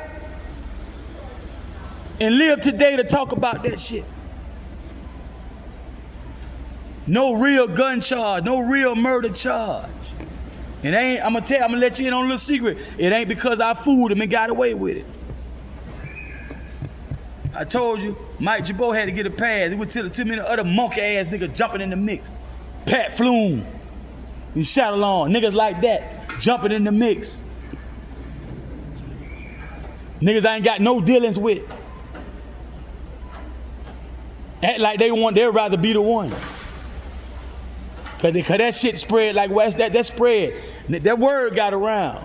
It was too many people coming to me saying certain things to let me know, yeah, they figure all I'm trying to do,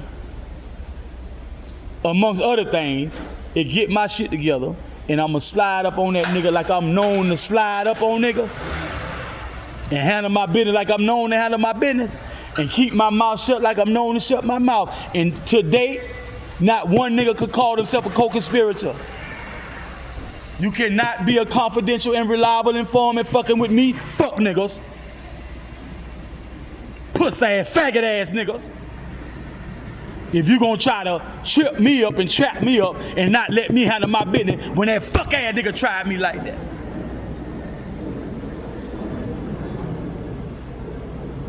When have I ever asked anybody, paid anybody, begged anybody, finessed anybody, got paid by somebody?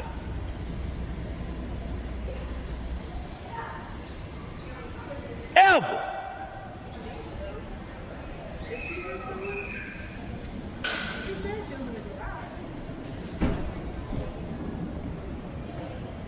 And Ronald Block, no, that's the last case we'll be a co-defendant on. That's the last case he'll be my co-defendant on. Game tight. Game tight. Nigga, that's where I operate at. And see, all this here and plenty more led up to problem 13. Legend. Yep, Legend 2. Devastator X. Jitaloso, the God Kuwait. All these niggas trying to get me to come out my mouth. Cause my personal problem ain't the only, man. We talking about a murder rate that's through the roof. Shit, Callio Project, nigga said the murder capital of the world. Nigga don't fuck about you, your boy or your girl. You talk about murder, the murder per capita rate in these major urban cities, they were going off into the country town, what, the suburbia, rural America, hey, boy, this thing was serious, boy, and these niggas trying to trick me up by words out my mouth, trying to prove to them I'm worthy to rap. Gangster. Faggots. If you ask me. Homosexuality just oozing out their personality. Puss ass nigga. Think you gonna trick me, faking like a hardcore nigga, cause you associated with the South Acre fool, dick sucking ass, puss ass nigga. The God Kuwait. Houston, Texas. Brad Jordan cousin, so he claimed. You know, South Park Coalition. South Acres fool, SA fool. I can throw it up right now because of this nigga trying to think he gon' make me think I got nigga. I ain't never. Niggas a million times hard this niggas. Bodies under their belt and all that kind of shit. I ain't go. What make you think I'm gonna go to your sis ass for refuge, nigga, as a war dad or whatever, co-defendant? Nigga, please. Nigga, please. And see, I'm a rare breed, nigga. Courtroom, legalese, after Miranda rights perhaps have been waived. I'm a beast. Case law. Come on, man. Southern Reporter, blase, squaze, naze, daze. Yeah. Statutory, da-da-da-da-da. Right? Preliminary issue, procedural law. They get thrown out. Violation of procedural law on the turf. Boots on the ground before they even put their handcuffs on me. Right there when he did that. Nigga, I'm one of them. What Jay Prince was telling y'all gay ass about. Underground lawyer. I'm a lot when it comes to the average case we gonna catch out there in the street. And that financial shit now, I gotta tighten up on that. It's state finances and shit. I gotta tighten up on that. Them used guys, they held a lot of that shit kept close to the chest. They don't tell a lot of niggas about nothing. Nothing. You will die, dumb nigga. If they got anything to do, they ain't gonna tell you nothing. Nothing. I had a lot of financial secrets. When it come down that criminal code, man, I can handle it. I'm telling you, I keep saying all this for a reason. That was not happenstance. That all them people, I ain't gonna take the time to name out all them named in jail, on the streets, was nudging me on over there too. They knew that was a case. They knew that was a case being built up. They knew that. You can tell by all the people that told on him.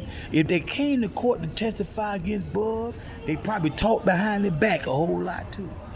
They probably laughed a lot too when they look at each other, like how them niggas look at them niggas might be looking at them laugh. When they know it's only a matter of time for that nigga though. It's only a matter of time. And the more you show out and make them hurt, make them hate it by shining, and you know, nigga had a fleet. They didn't have a donk, he had a fleet of donks. Bug. Yeah, a lot of niggas had L. Major L. Major L. Had a fleet of donks. A fleazy of donks. Major L. Drove in, busting dick. jewelry game, arsenals, just growing by the day. You know, so they figure birds of a feather, you know, two peas in a pod. You know, a nigga like me, I'm bound to catch some cases fucking around with them niggas, cause I'm a go like I usually do, and you know, problems gonna present themselves, and I'm gonna put my 2 cents in. Before you know it, I got involvement. If anything they say about that man is true,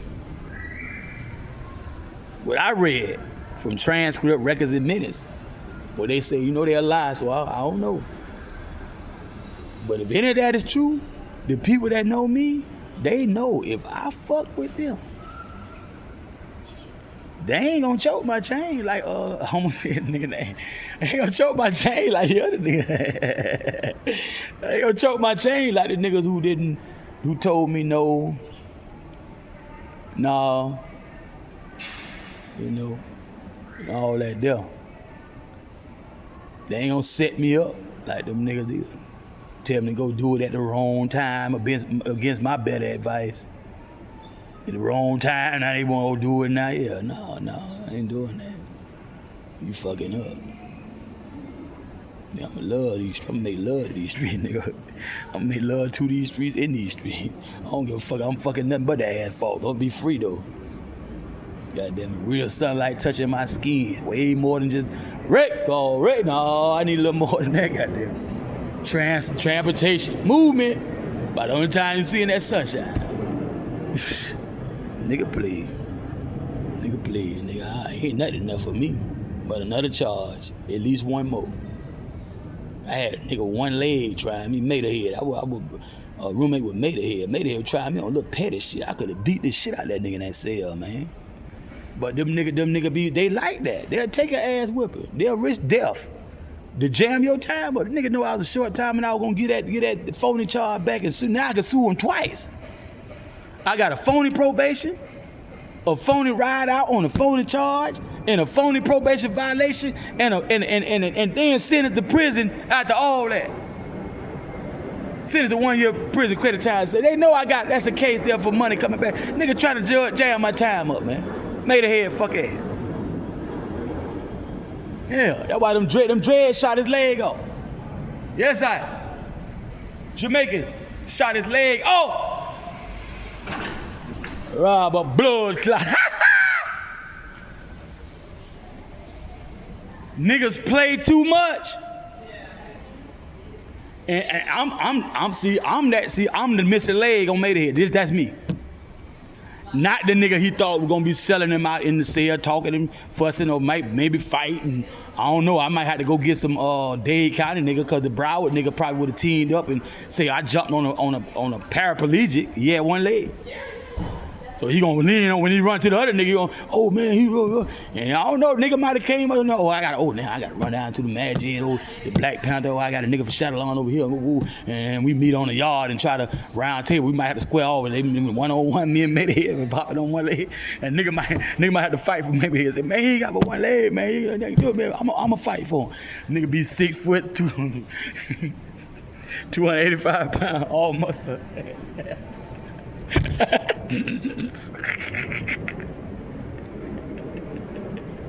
My nigga, I tell you what, you know what I'm saying? And I'm just, you know what I'm saying? I write my little rhymes and shit, but in my head, I'm thinking about myself. That's why they shot your goddamn leg out. If it was me, I'd knock your head off. Cause they got away with it. They ain't go to jail. You get away with that, you bust his head. They were just. You know what it is when you want to be in the area, you don't want to clear the area. Some of them niggas probably illegal immigrants anyway. You got a lot of posses, boy. Lot of posses. J.A. They got a signature style.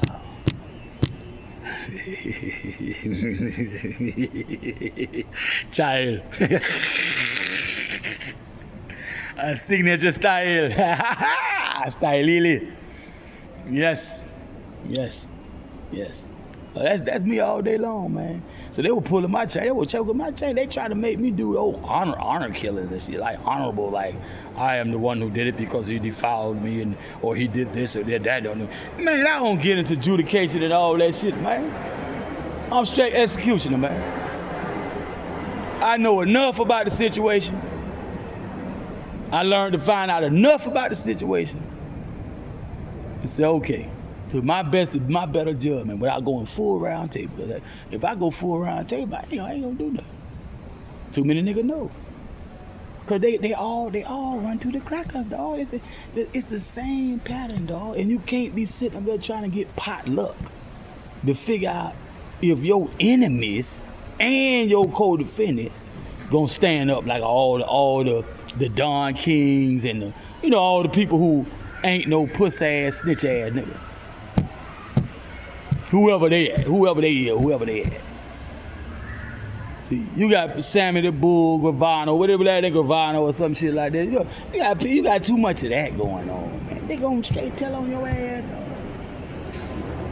And that fucked up, man, when you have a situation. That's why I say, and also all that nigga family members and all that shit stepping up, telling me where I'm wrong at in the situation. Oh no, hell no. Oh no. See, what's gonna happen then? Before it's all said and done, 9 gonna pull me over and I'm gonna go to jail. At that point in time, because if I rush at it, I'm gonna end up X amount of people know, he got this type of gun from this person, or he got that, or he riding in this, and now here you go. And now I go to fucking with that fuck nigga. I done stepped some E with nigga. Cause I don't know his west side connection. I know his east side connection. And I done try to get some information. So from that, it go back to his first cousin, second cousin, uncle, shit like that. And the nigga called himself approaching me, shouting, telling me, woo. You ain't got shit to say to me, fuck nigga. I don't one of you nigga. I slap the shit out your ass and wallow with your ass right now behind that shit, fuck nigga. If you try to stand behind that shit, bitch.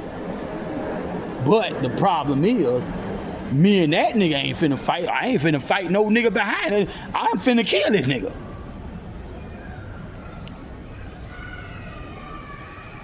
That's my mindset. 92, 93, 94, 95, 96. It sounded like I never stopped counting, but it came to a time where I came to terms with myself. Around the time I was with Coach Bernard Simmons. And I realized I gotta let that shit go. It ain't worth the risk. At my age, when by now, that's the third time Peter Adrian revoked that bond without a written or valid reason. And we was hashing out an interlocutory appeal on the bond issue. That time period, I realized you don't want to have to try to get away with a murder in this day and time. With all this shit you got on your plate. Trying to clear your name in the state court of law, brother. You don't need to get caught. Not even just with an arm on, with a firearm. Not even murder, just possession of firearm. Little shit like that can happen. Especially with them watching me so close, because the whole while, being there was such a close-knit community and how the shit went down, the whole while they was watching, ready, even my blood brothers and shit, they were ready to go running mouth and tail and sabotage my effort to knock his whole head clean off like my daddy would have did, my granddaddy would have did. But these fuck-ass niggas got so much beef and L for me. They couldn't do nothing to my dad, they were born too late. My granddad, their legacy already laid down, and they not in their peer group. Go find somebody to play with, fuck nigga. But me, they are commissioned as big brothers, elder cousins and whatnot. Older guys in the hood, the older neighbors who would run my older brother's age. That doesn't mean I ain't too much hang with nobody my age. Probably right there on the block, that's it. Calvin, Steve, right there on the block. Once I start moving away, I'm with somebody older than me. 99.9% of the time. I was ahead, and a lot of niggas in that time period that I knew that were fucking with me, that I knew and grew up with, they wasn't willing to take the risks I was willing to take. The one I knew personally, go over their house and play with toys and grew up together, eating in their house, they wasn't willing to do that shit I was doing, man. No. No. My old boy had starved us the fuck out. And you had to either go on and get you a county job, city, military, industrial complex, some shit like that. Civil service. Or get it out the mud. I chose to get it out the mud. Niggas hating the whole while. And this street level, this ain't no big old corporation. Street niggas. Regular ass niggas, family, friends, and neighbors.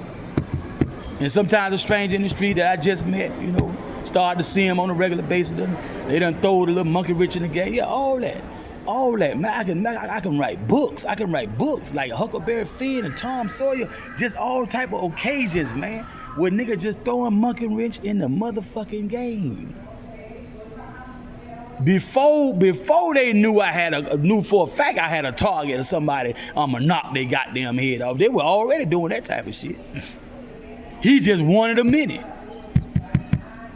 But it's so much air, so mad that I was the type of motherfucker, if you were babysitting me, or you were my parent or whatever, you realize, man, this nigga running on automatic like a robot. I ain't gotta parent this nigga. I ain't gotta babysit this nigga. Never had to chastise and scold this nigga, do the right thing. I'm a young adult. Right? I got the memo. I got the assignment. So it got to a point in my life when I realized niggas were actually mad because they didn't have to chastise me and scold me and put hands on me. No, they were actually mad. And a lot of them, their backstory is they got their ass whooped when they were growing up. Bad, because there were some bad ass motherfucking children. Some of them got their ass whooped up out of it, some of them stayed in it. And the ass whooping ain't doing them no good. And they all, I'm gonna tell you now, they all wanted to see me fall into the hands of the police in disfavor with my parents and grandparents and aunts and uncles. This is no joke. Teachers, to the point now is the homicide, especially division. Because they know me in the way like they think they know me. Boy, that nigga done fucked up. And guess what? If I think they my friends and they my family, they got my back, boy, I done fucked up. And they gonna get their rocks off. Nigga, I might get the death penalty. I might get life. And they might not let me sit long on death row. You don't have to sit that long on death row. It is what it is. They don't necessarily have to go in a particular order. Shit. Do me 4 short years, man. Fuck that shit. Before I get up out of there like a soda, be in Cuba somewhere, tell them fuck you. Smoking reefer. Out of Cuban cigar paper. Them motherfuckers, hey boy, they thought they had me, man. Cause they do know me to an extent. But they didn't know how dedicated I was to the craft. Murder. Yes, sir. They didn't know that. Murder one.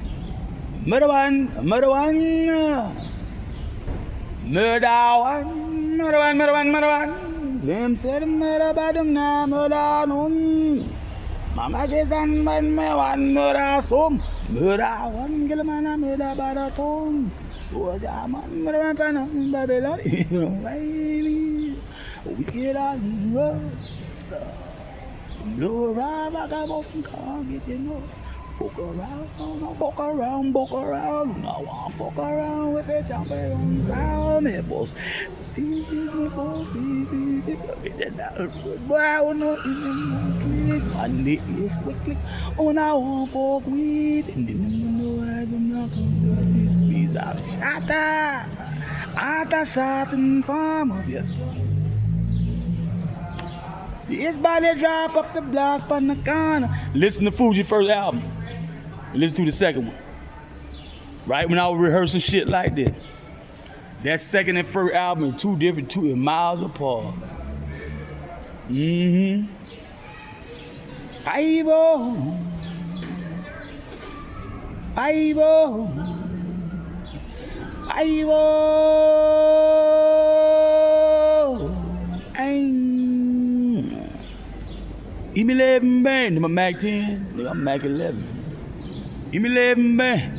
Give me 11 bang. Boom, beam. Give me 11 bang. Give me 11 bang. Boom, beam. I'm gonna bang bang. Ay, I'm gonna say, I'm gonna your body. I'm gonna bang bang. Learn. Yeah. Yeah. Almost went off into the original. That super car. Learn for right. I flipped it off with some other shit. I was rehearsing that shit over and over, day in and day out. Listen to Fuji's first album, listen to their second album. You used to be number, now we're number one. Ooh la la la, yeah. Now he doing all this petty. ICA ain't supposed to be doing Kumpa. He doing all this patois. The fact the industry decided to give these, hey, I don't know if John Forte, I think he a Yankee. But Pras and Wyclef are Lickle ICN. ICN. Little Haiti. Jamil representing Little Haiti. All them stacks and stacks of rhymes. I would represent them motherfucking Little Haiti. I won't even say some of that shit. That shit so goddamn, without it being a song form, dog. Hey, boy. Some of that shit I wouldn't even say, boy. It's a song. It's just a song, baby. But boy, look at here. He caught in the industry once again. The Fugees blew up and they never had to make another album after that if they didn't want to, baby. That's the industry jugging at me, telling me you will never get nowhere without us. Look at you sitting, languishing in the jail. This could be you on video. We used to be in the video, the young niggas used to have to fight. Cause the old nigga wanna watch the news and shit and the stories and shit, and the old young nigga wanna watch video. We used to, in the county, we used to make a long stick by rolling up paper, magazine paper, and ditto sheets and shit. A long stick, and you reach your hand through the bars. Nigga been got his hand broke off in that motherfucker. You fighting over the TV. You reach your hand through the bars and stick, and sometimes the correcting officer will shake down and take the stick. You gotta make it all over again. Nigga be mad as fuck. The TV stuck on one channel, and when they walk down the catwalk in the county jail, you gotta ask him. They couldn't turn the channel such and such. He ain't gonna stay there for long. You gotta hurry and tell him if he even stop. He might keep walking. Barn out, nigga. We in there looking at TV. All these acts they choosing, that's a lot like Red Dawn, Shawty Red. From my old school yelling all loud and shit like Run DMC and Onyx and all them, to all the smooth, slow flow like Rakim. But finally Mobb Deep, Shook One. Listen to Mobb Deep first album. Now listen to the second one. This War Outside, you can't escape from. It's a worlds apart. Worlds apart. That nigga on a whole nother level now. And 4-4 will make you levitate, yeah. About them yellow fag niggas. Why they still around, I don't know, go figure. Listen to that shit. Listen. But nigga, I'm eon beyond all that shit, nigga. Ain't no way in hell. Some of them rappers were hitting it right on the head. But the key to it is for me personally, nigga like me, not to say certain things out loud around people. It's bad enough what you do is worse than what you say. But what you say will lead right to what you did. Cause if you won't hide the body and they be on the missing person list, you gotta be careful about that. Cause they might know where they will struggle to play or struggle to play say abduction. I don't know. They might got some forensic evidence. So all it might take is open your big ass mouth.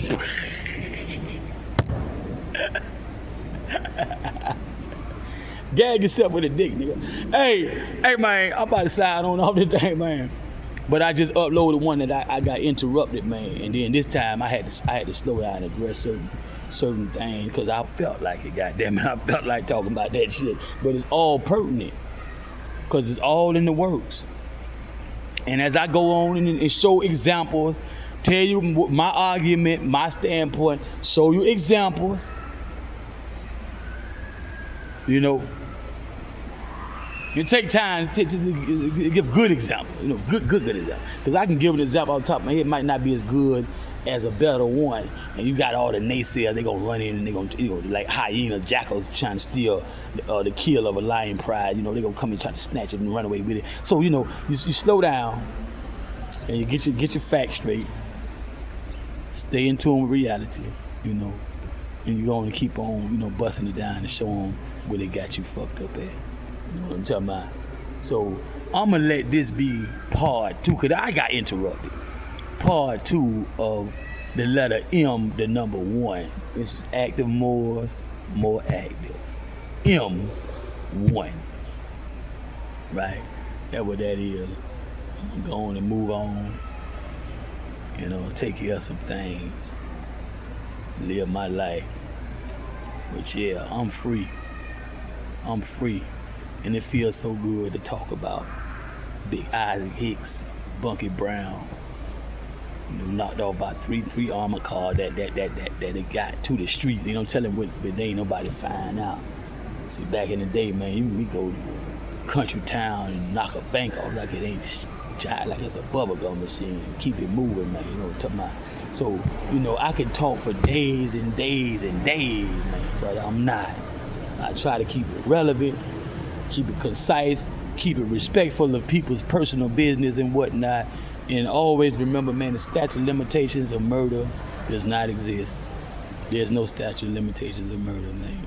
A lot of y'all guys, first of all, are pulling the triggers when you shouldn't. You're not thorough. I just was watching Julio Fulio trial, and they have convinced the public that they have the girl that helped set it up, and the other 3 or 4 guys, about 5 people involved. And they all on trial. Nobody running on the lam hiding. You know, like with Larry and George Steiner, both of the Steiner brothers had escape detection. You know, Claude Hubert pulled the trigger on Bunchy Carter, John Huggins, right? You know what I'm saying? And they got away with murder. Y'all think it's just that easy, man, and y'all clowns. A lot of y'all niggas clown, man, because you ain't doing nothing but putting down. See, the problem with they doing, it is supposed to be stealth. STEALTH. Go get a dictionary, fuck nigga, young fuck ass nigga, for you ruin your motherfucking life. Stealth. That is no longer stealth, dumbass. In the average urban setting. All that old hoodie on and ski mask and all that stuff. They even let us wear them throughout COVID-19. Oh yeah, you can wear the mask. Arab, you come in the Arab store, they tell me, oh come on in, yeah, you can keep the mask on. There was a time you niggas that have a heart attack and shoot me at the door if I could walk in here coming in with a mask on, especially knowing it's me. Cause they can tell how I walk and what the clothes I got on. My hat and shit, they know it's me. Niggas, they just know they got all this new shit out of here. Whole new system. So what you doing, you calling yourself this and that with the drill music and the turn music and the mumble rap. Y'all all that, even the mumbling itself. What does it? I'm mumbling right now. Watch when the playback of the motherfucker, this cell phone good as hell. If I move down this way and just talk just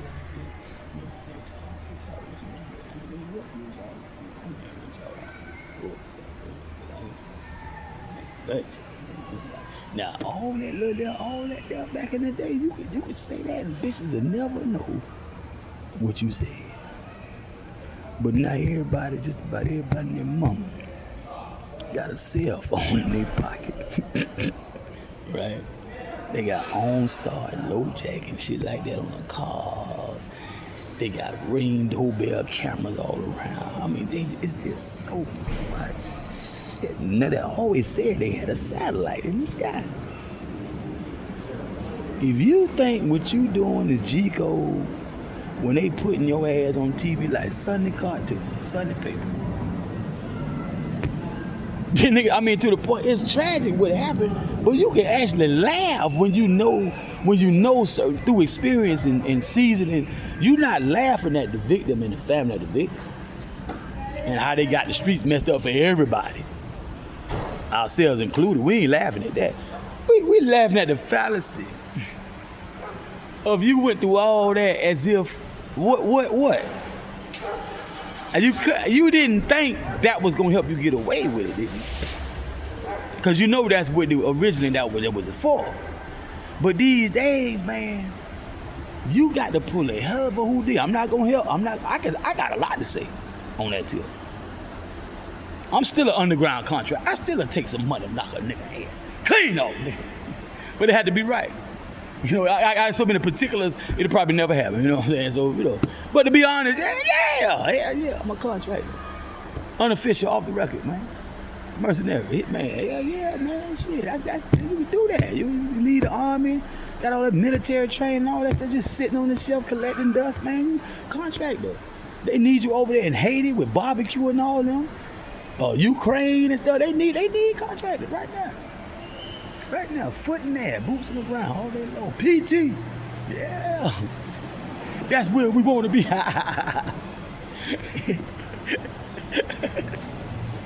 right? That's what it's all about. That's what boot camp all about. Getting you ready to carry out orders, man. You have your orders. Gentlemen, ladies, gentlemen, you have your orders. You know what I'm talking about? And that's what it's all about, man. You know what I'm talking about? We'll rock all night long. They go shake it. And that's what it's all about, man. You know what I'm talking about? You know what I'm saying? Stay fit, right? 45. But these days, man, that urban warfare, that beef, that my clique against your clique, a lot of times it don't even be drug related. At least if it was like X amount of money, X amount of drugs, and somebody did something dishonest in the game, and it's like, okay, damn, I'm fucked up. I got children, I got child support, I got bill. You can understand it. Why you would want to kill somebody. But now, a dead body, are you gonna get paid? And we talk about the one who put the hit out, not the hitman. Yeah, the hitman to get paid. The chump Jane go to jail anyway. Don't spend it all in one pay. Probably ain't got enough money to get one $60 commissary bag. Now weekend that motherfucker. Probably spent out. That's another thing. Probably balled out. That little money, man, shit. These high ass prices out here. Them what the name is? Mo3, that thing, Yellow Beezy did it. Mo3. Y'all seen Yellow Beezy face when he was telling in the camera, telling him he didn't do it, he ain't know nothing about it. And at one point he said he didn't know Mo3. You see, just look at him on the camera. Look at his face and listen to him. And back in the day, we needed a nigga like that if we were guilty. But these days, they got want Charlie Brown. I'm not gonna help y'all no more. I only go so far. Cause that serial killing, human trafficking, you know, all this unnecessary domestic violence that end up somebody dead. I'm not gonna help nobody get away with that. That's uncomfortable. Really. What we have to do, first of all, the hitman need to start taking the damn hits. And somebody like with the alleged role Yellow Beezy played, allegedly, somebody like him stuck in a situation where he too famous, he too rich, his life too good for him to murder. He can't find nobody to do it, but he gonna have to let Mo3 live. Now we got two great black men still alive. More music for Mo3, Yellow Beezy free making more music. They fucking more pussy raw, making more thoroughbred stallion bitches coming to this world. So in another 20 years, it be some more new batch of bad bitches I can choose from. Pimpin' Night Brown, Playboy. Make some children, man. Make the world a better place, man. Spread love, man. Come on and stop this killing and stuff, man. Come on and stop this killing, man. A lot of it is not fair to you. The main man behind the trigger, whether he pulled the trigger or not, it's not fair to you, man. Extentacion. Extentacion. They caught it with every last one of them, I think. Julio, when I spin the block, they probably looking for them. Who's some old ones? Y&W Melly, smelly, like jelly.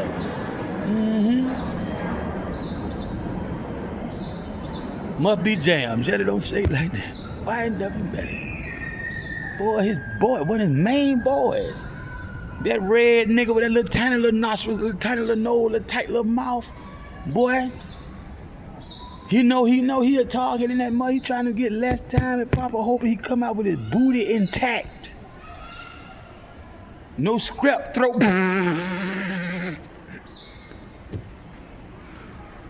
No Madman Dixon taking dick. This nigga take dick. We had a nigga named Madman Dixon, House of Pain. They say he was taking dick. They say Mother Dear was taking dick. That's them New Yorker nigga, Rikers Island and shit. Mother Dear. They say Mother Dear was taking dick. So that little red nigga, man, that nigga, I can't do no time. Y&W Melly, murder on my motherfucking mind. So Julio, you got that little red, yellow girl, I think she gonna get off. Just by giving up the information she got, she gonna get off. Man, it's a whole lot more, King Von. It's a lot of them, man. It's a lot of cases. What you know about them gunshots? Well, that song I played on Smartphone DJ, they knocked him off somewhere in Florida. Dang, I forgot his name. It was on my Smartphone DJ, man. I played this song in tribute to him. And you know, I don't like to stay on no one artist too long. It ain't Ghetto Boy Scarface. I ain't shit. I move on though. I come to really. Smartphone DJ came to establish some shit. Smartphone DJ way behind schedule. I supposed to did that first. You the ought to be DJ at first before they started making records. I got it mixed up because thing was just crazy. It was crazy, man. Flame was crazy though. See, like the whole world was getting me sitting down with that equipment in my house. Mac 10 equipment. Making mixtape, record myself, rap over break beats and shit. It like, man, I had to fight wars. Just trying to get the finance together in my own personal equipment that I own. I had to go through war and I still ain't got it.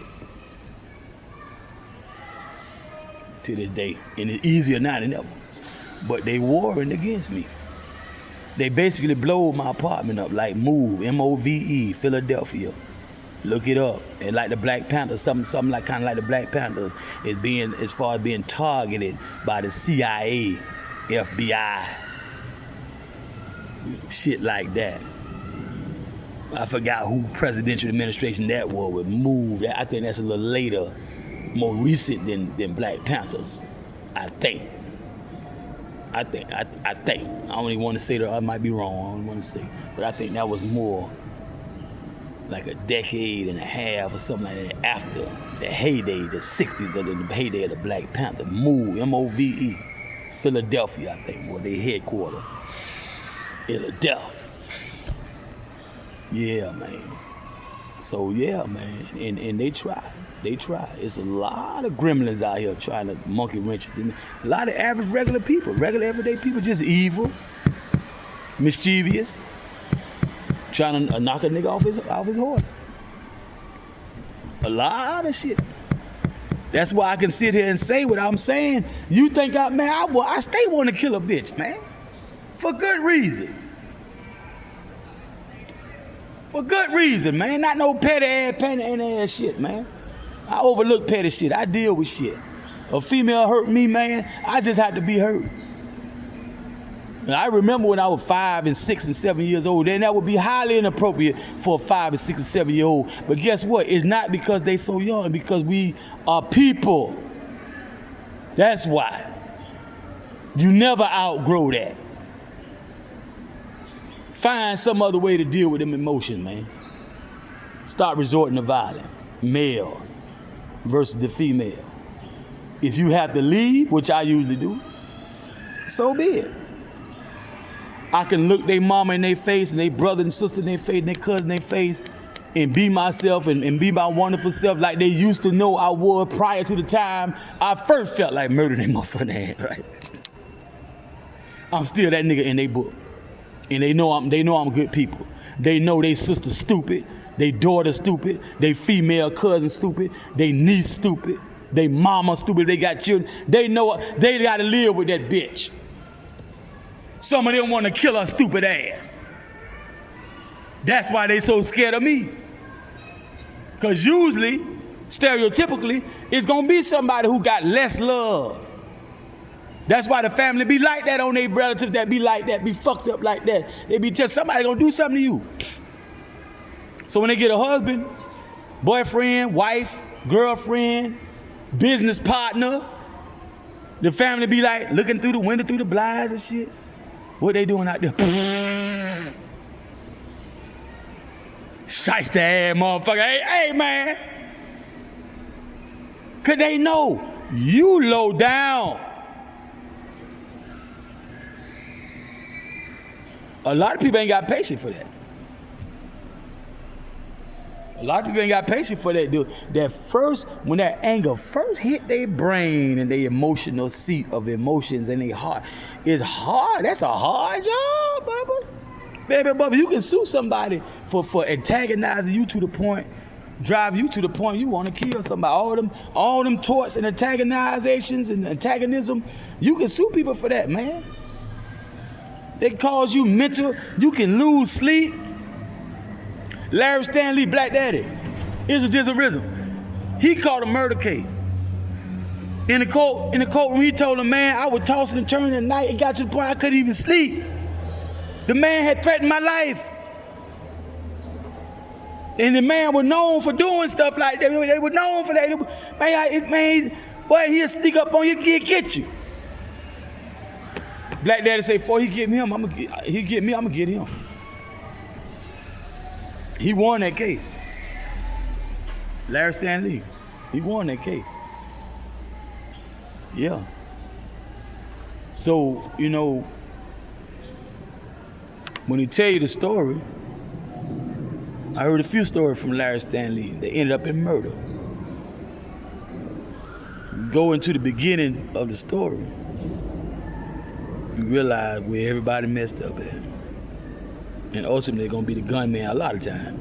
And even a lot of time when G Code in the streets, a lot of times we give a nigga a green light. We say, yeah, we tried it, we fucked up. But as the gunman, when your time comes, ask yourself, as the gunman, BASTHEGUNMAN, being that one playing that role, question yourself.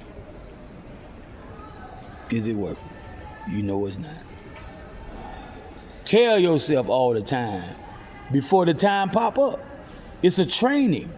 It's like being a boxer. You don't wait till you get in the ring to fight Tyson. To start thinking about a strategy and doing push-ups in the ring. Hold up. Do some jumping jack. Let me get in shape. Hey, too late. Bro, Ben did all that. Go to the corner talking to the coach. No, wait till the bell ring, you go in the corner, but not doing the round. You supposed to be. So that's why with life, you gotta, if you're not a Bible person, Quran person and stuff like that, and all that type of stuff, Confucianism and all that, Taoism, Buddhism, you gotta talk to yourself. You gotta be your own Buddha priest. That's why they do what they do.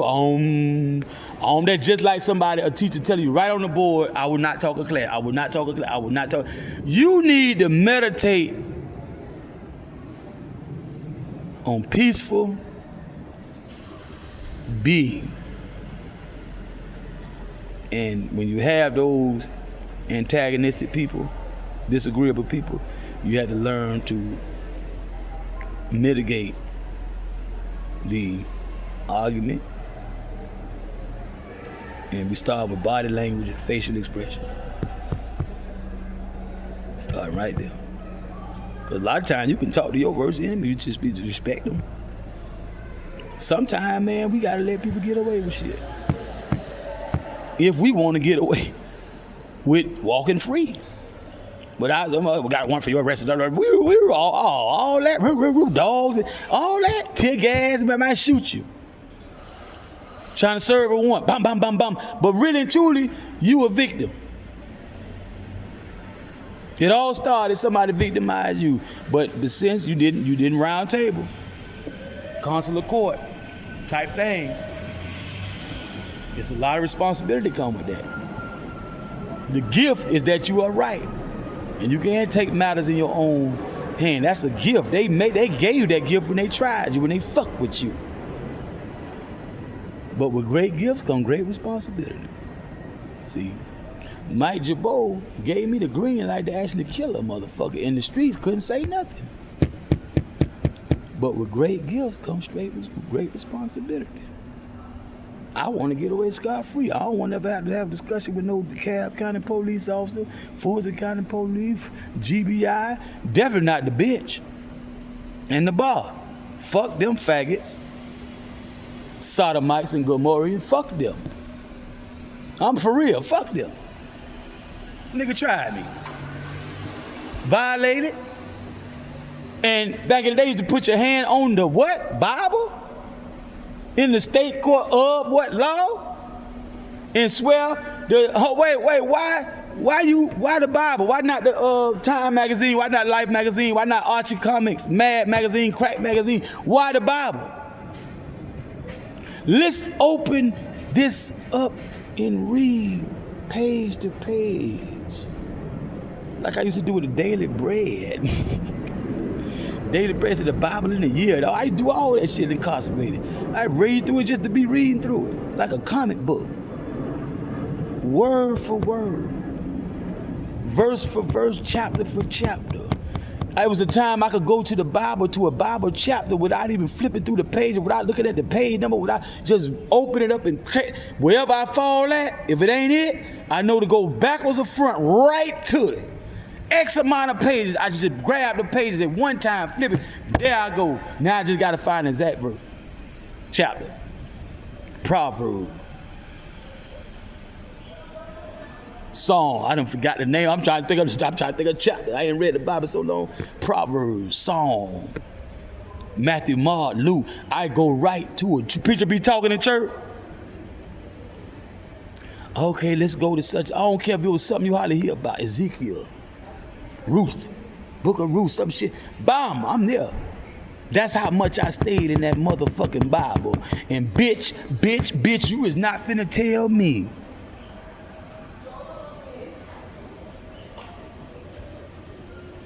Did I be wrong to take this motherfucking head off? What that nigga did to me, how that nigga tried me. And profess to go by the Bible. But find somebody to play with. Leave it up to me.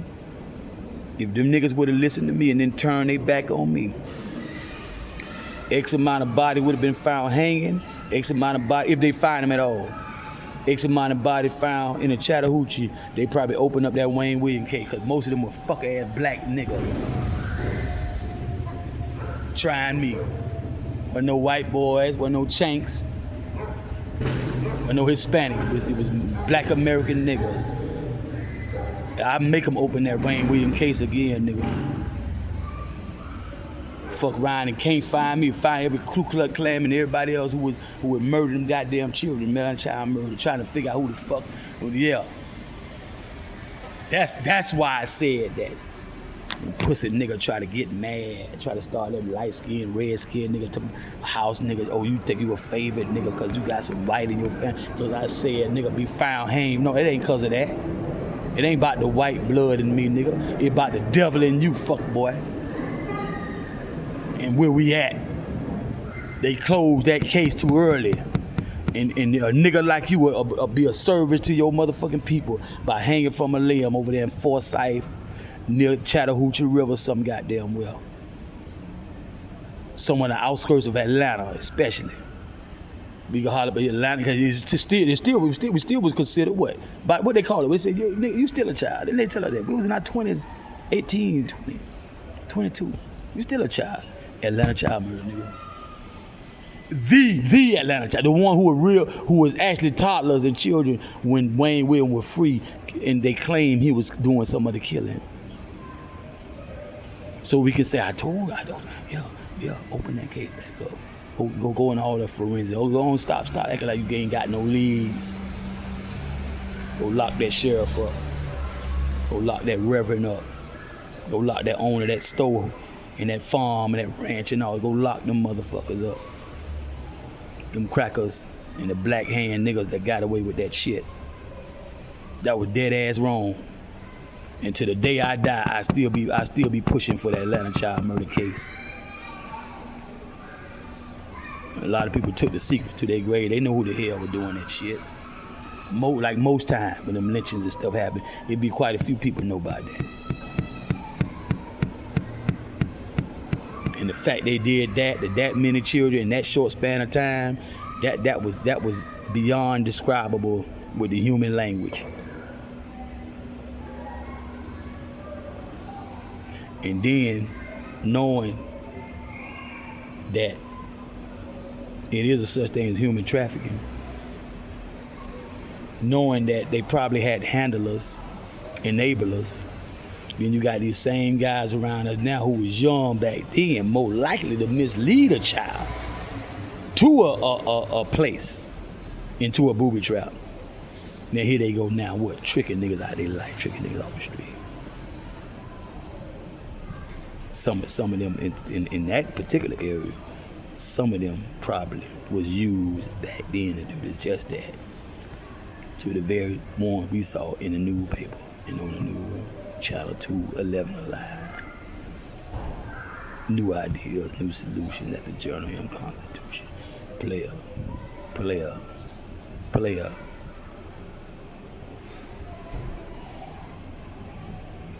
That's why I never, because all was gonna happen, the minute a nigga said something to the contrary, and I broke that thing down and told him exactly, the minute a nigga said something contrary, which would just be my fault if I opened up my mouth.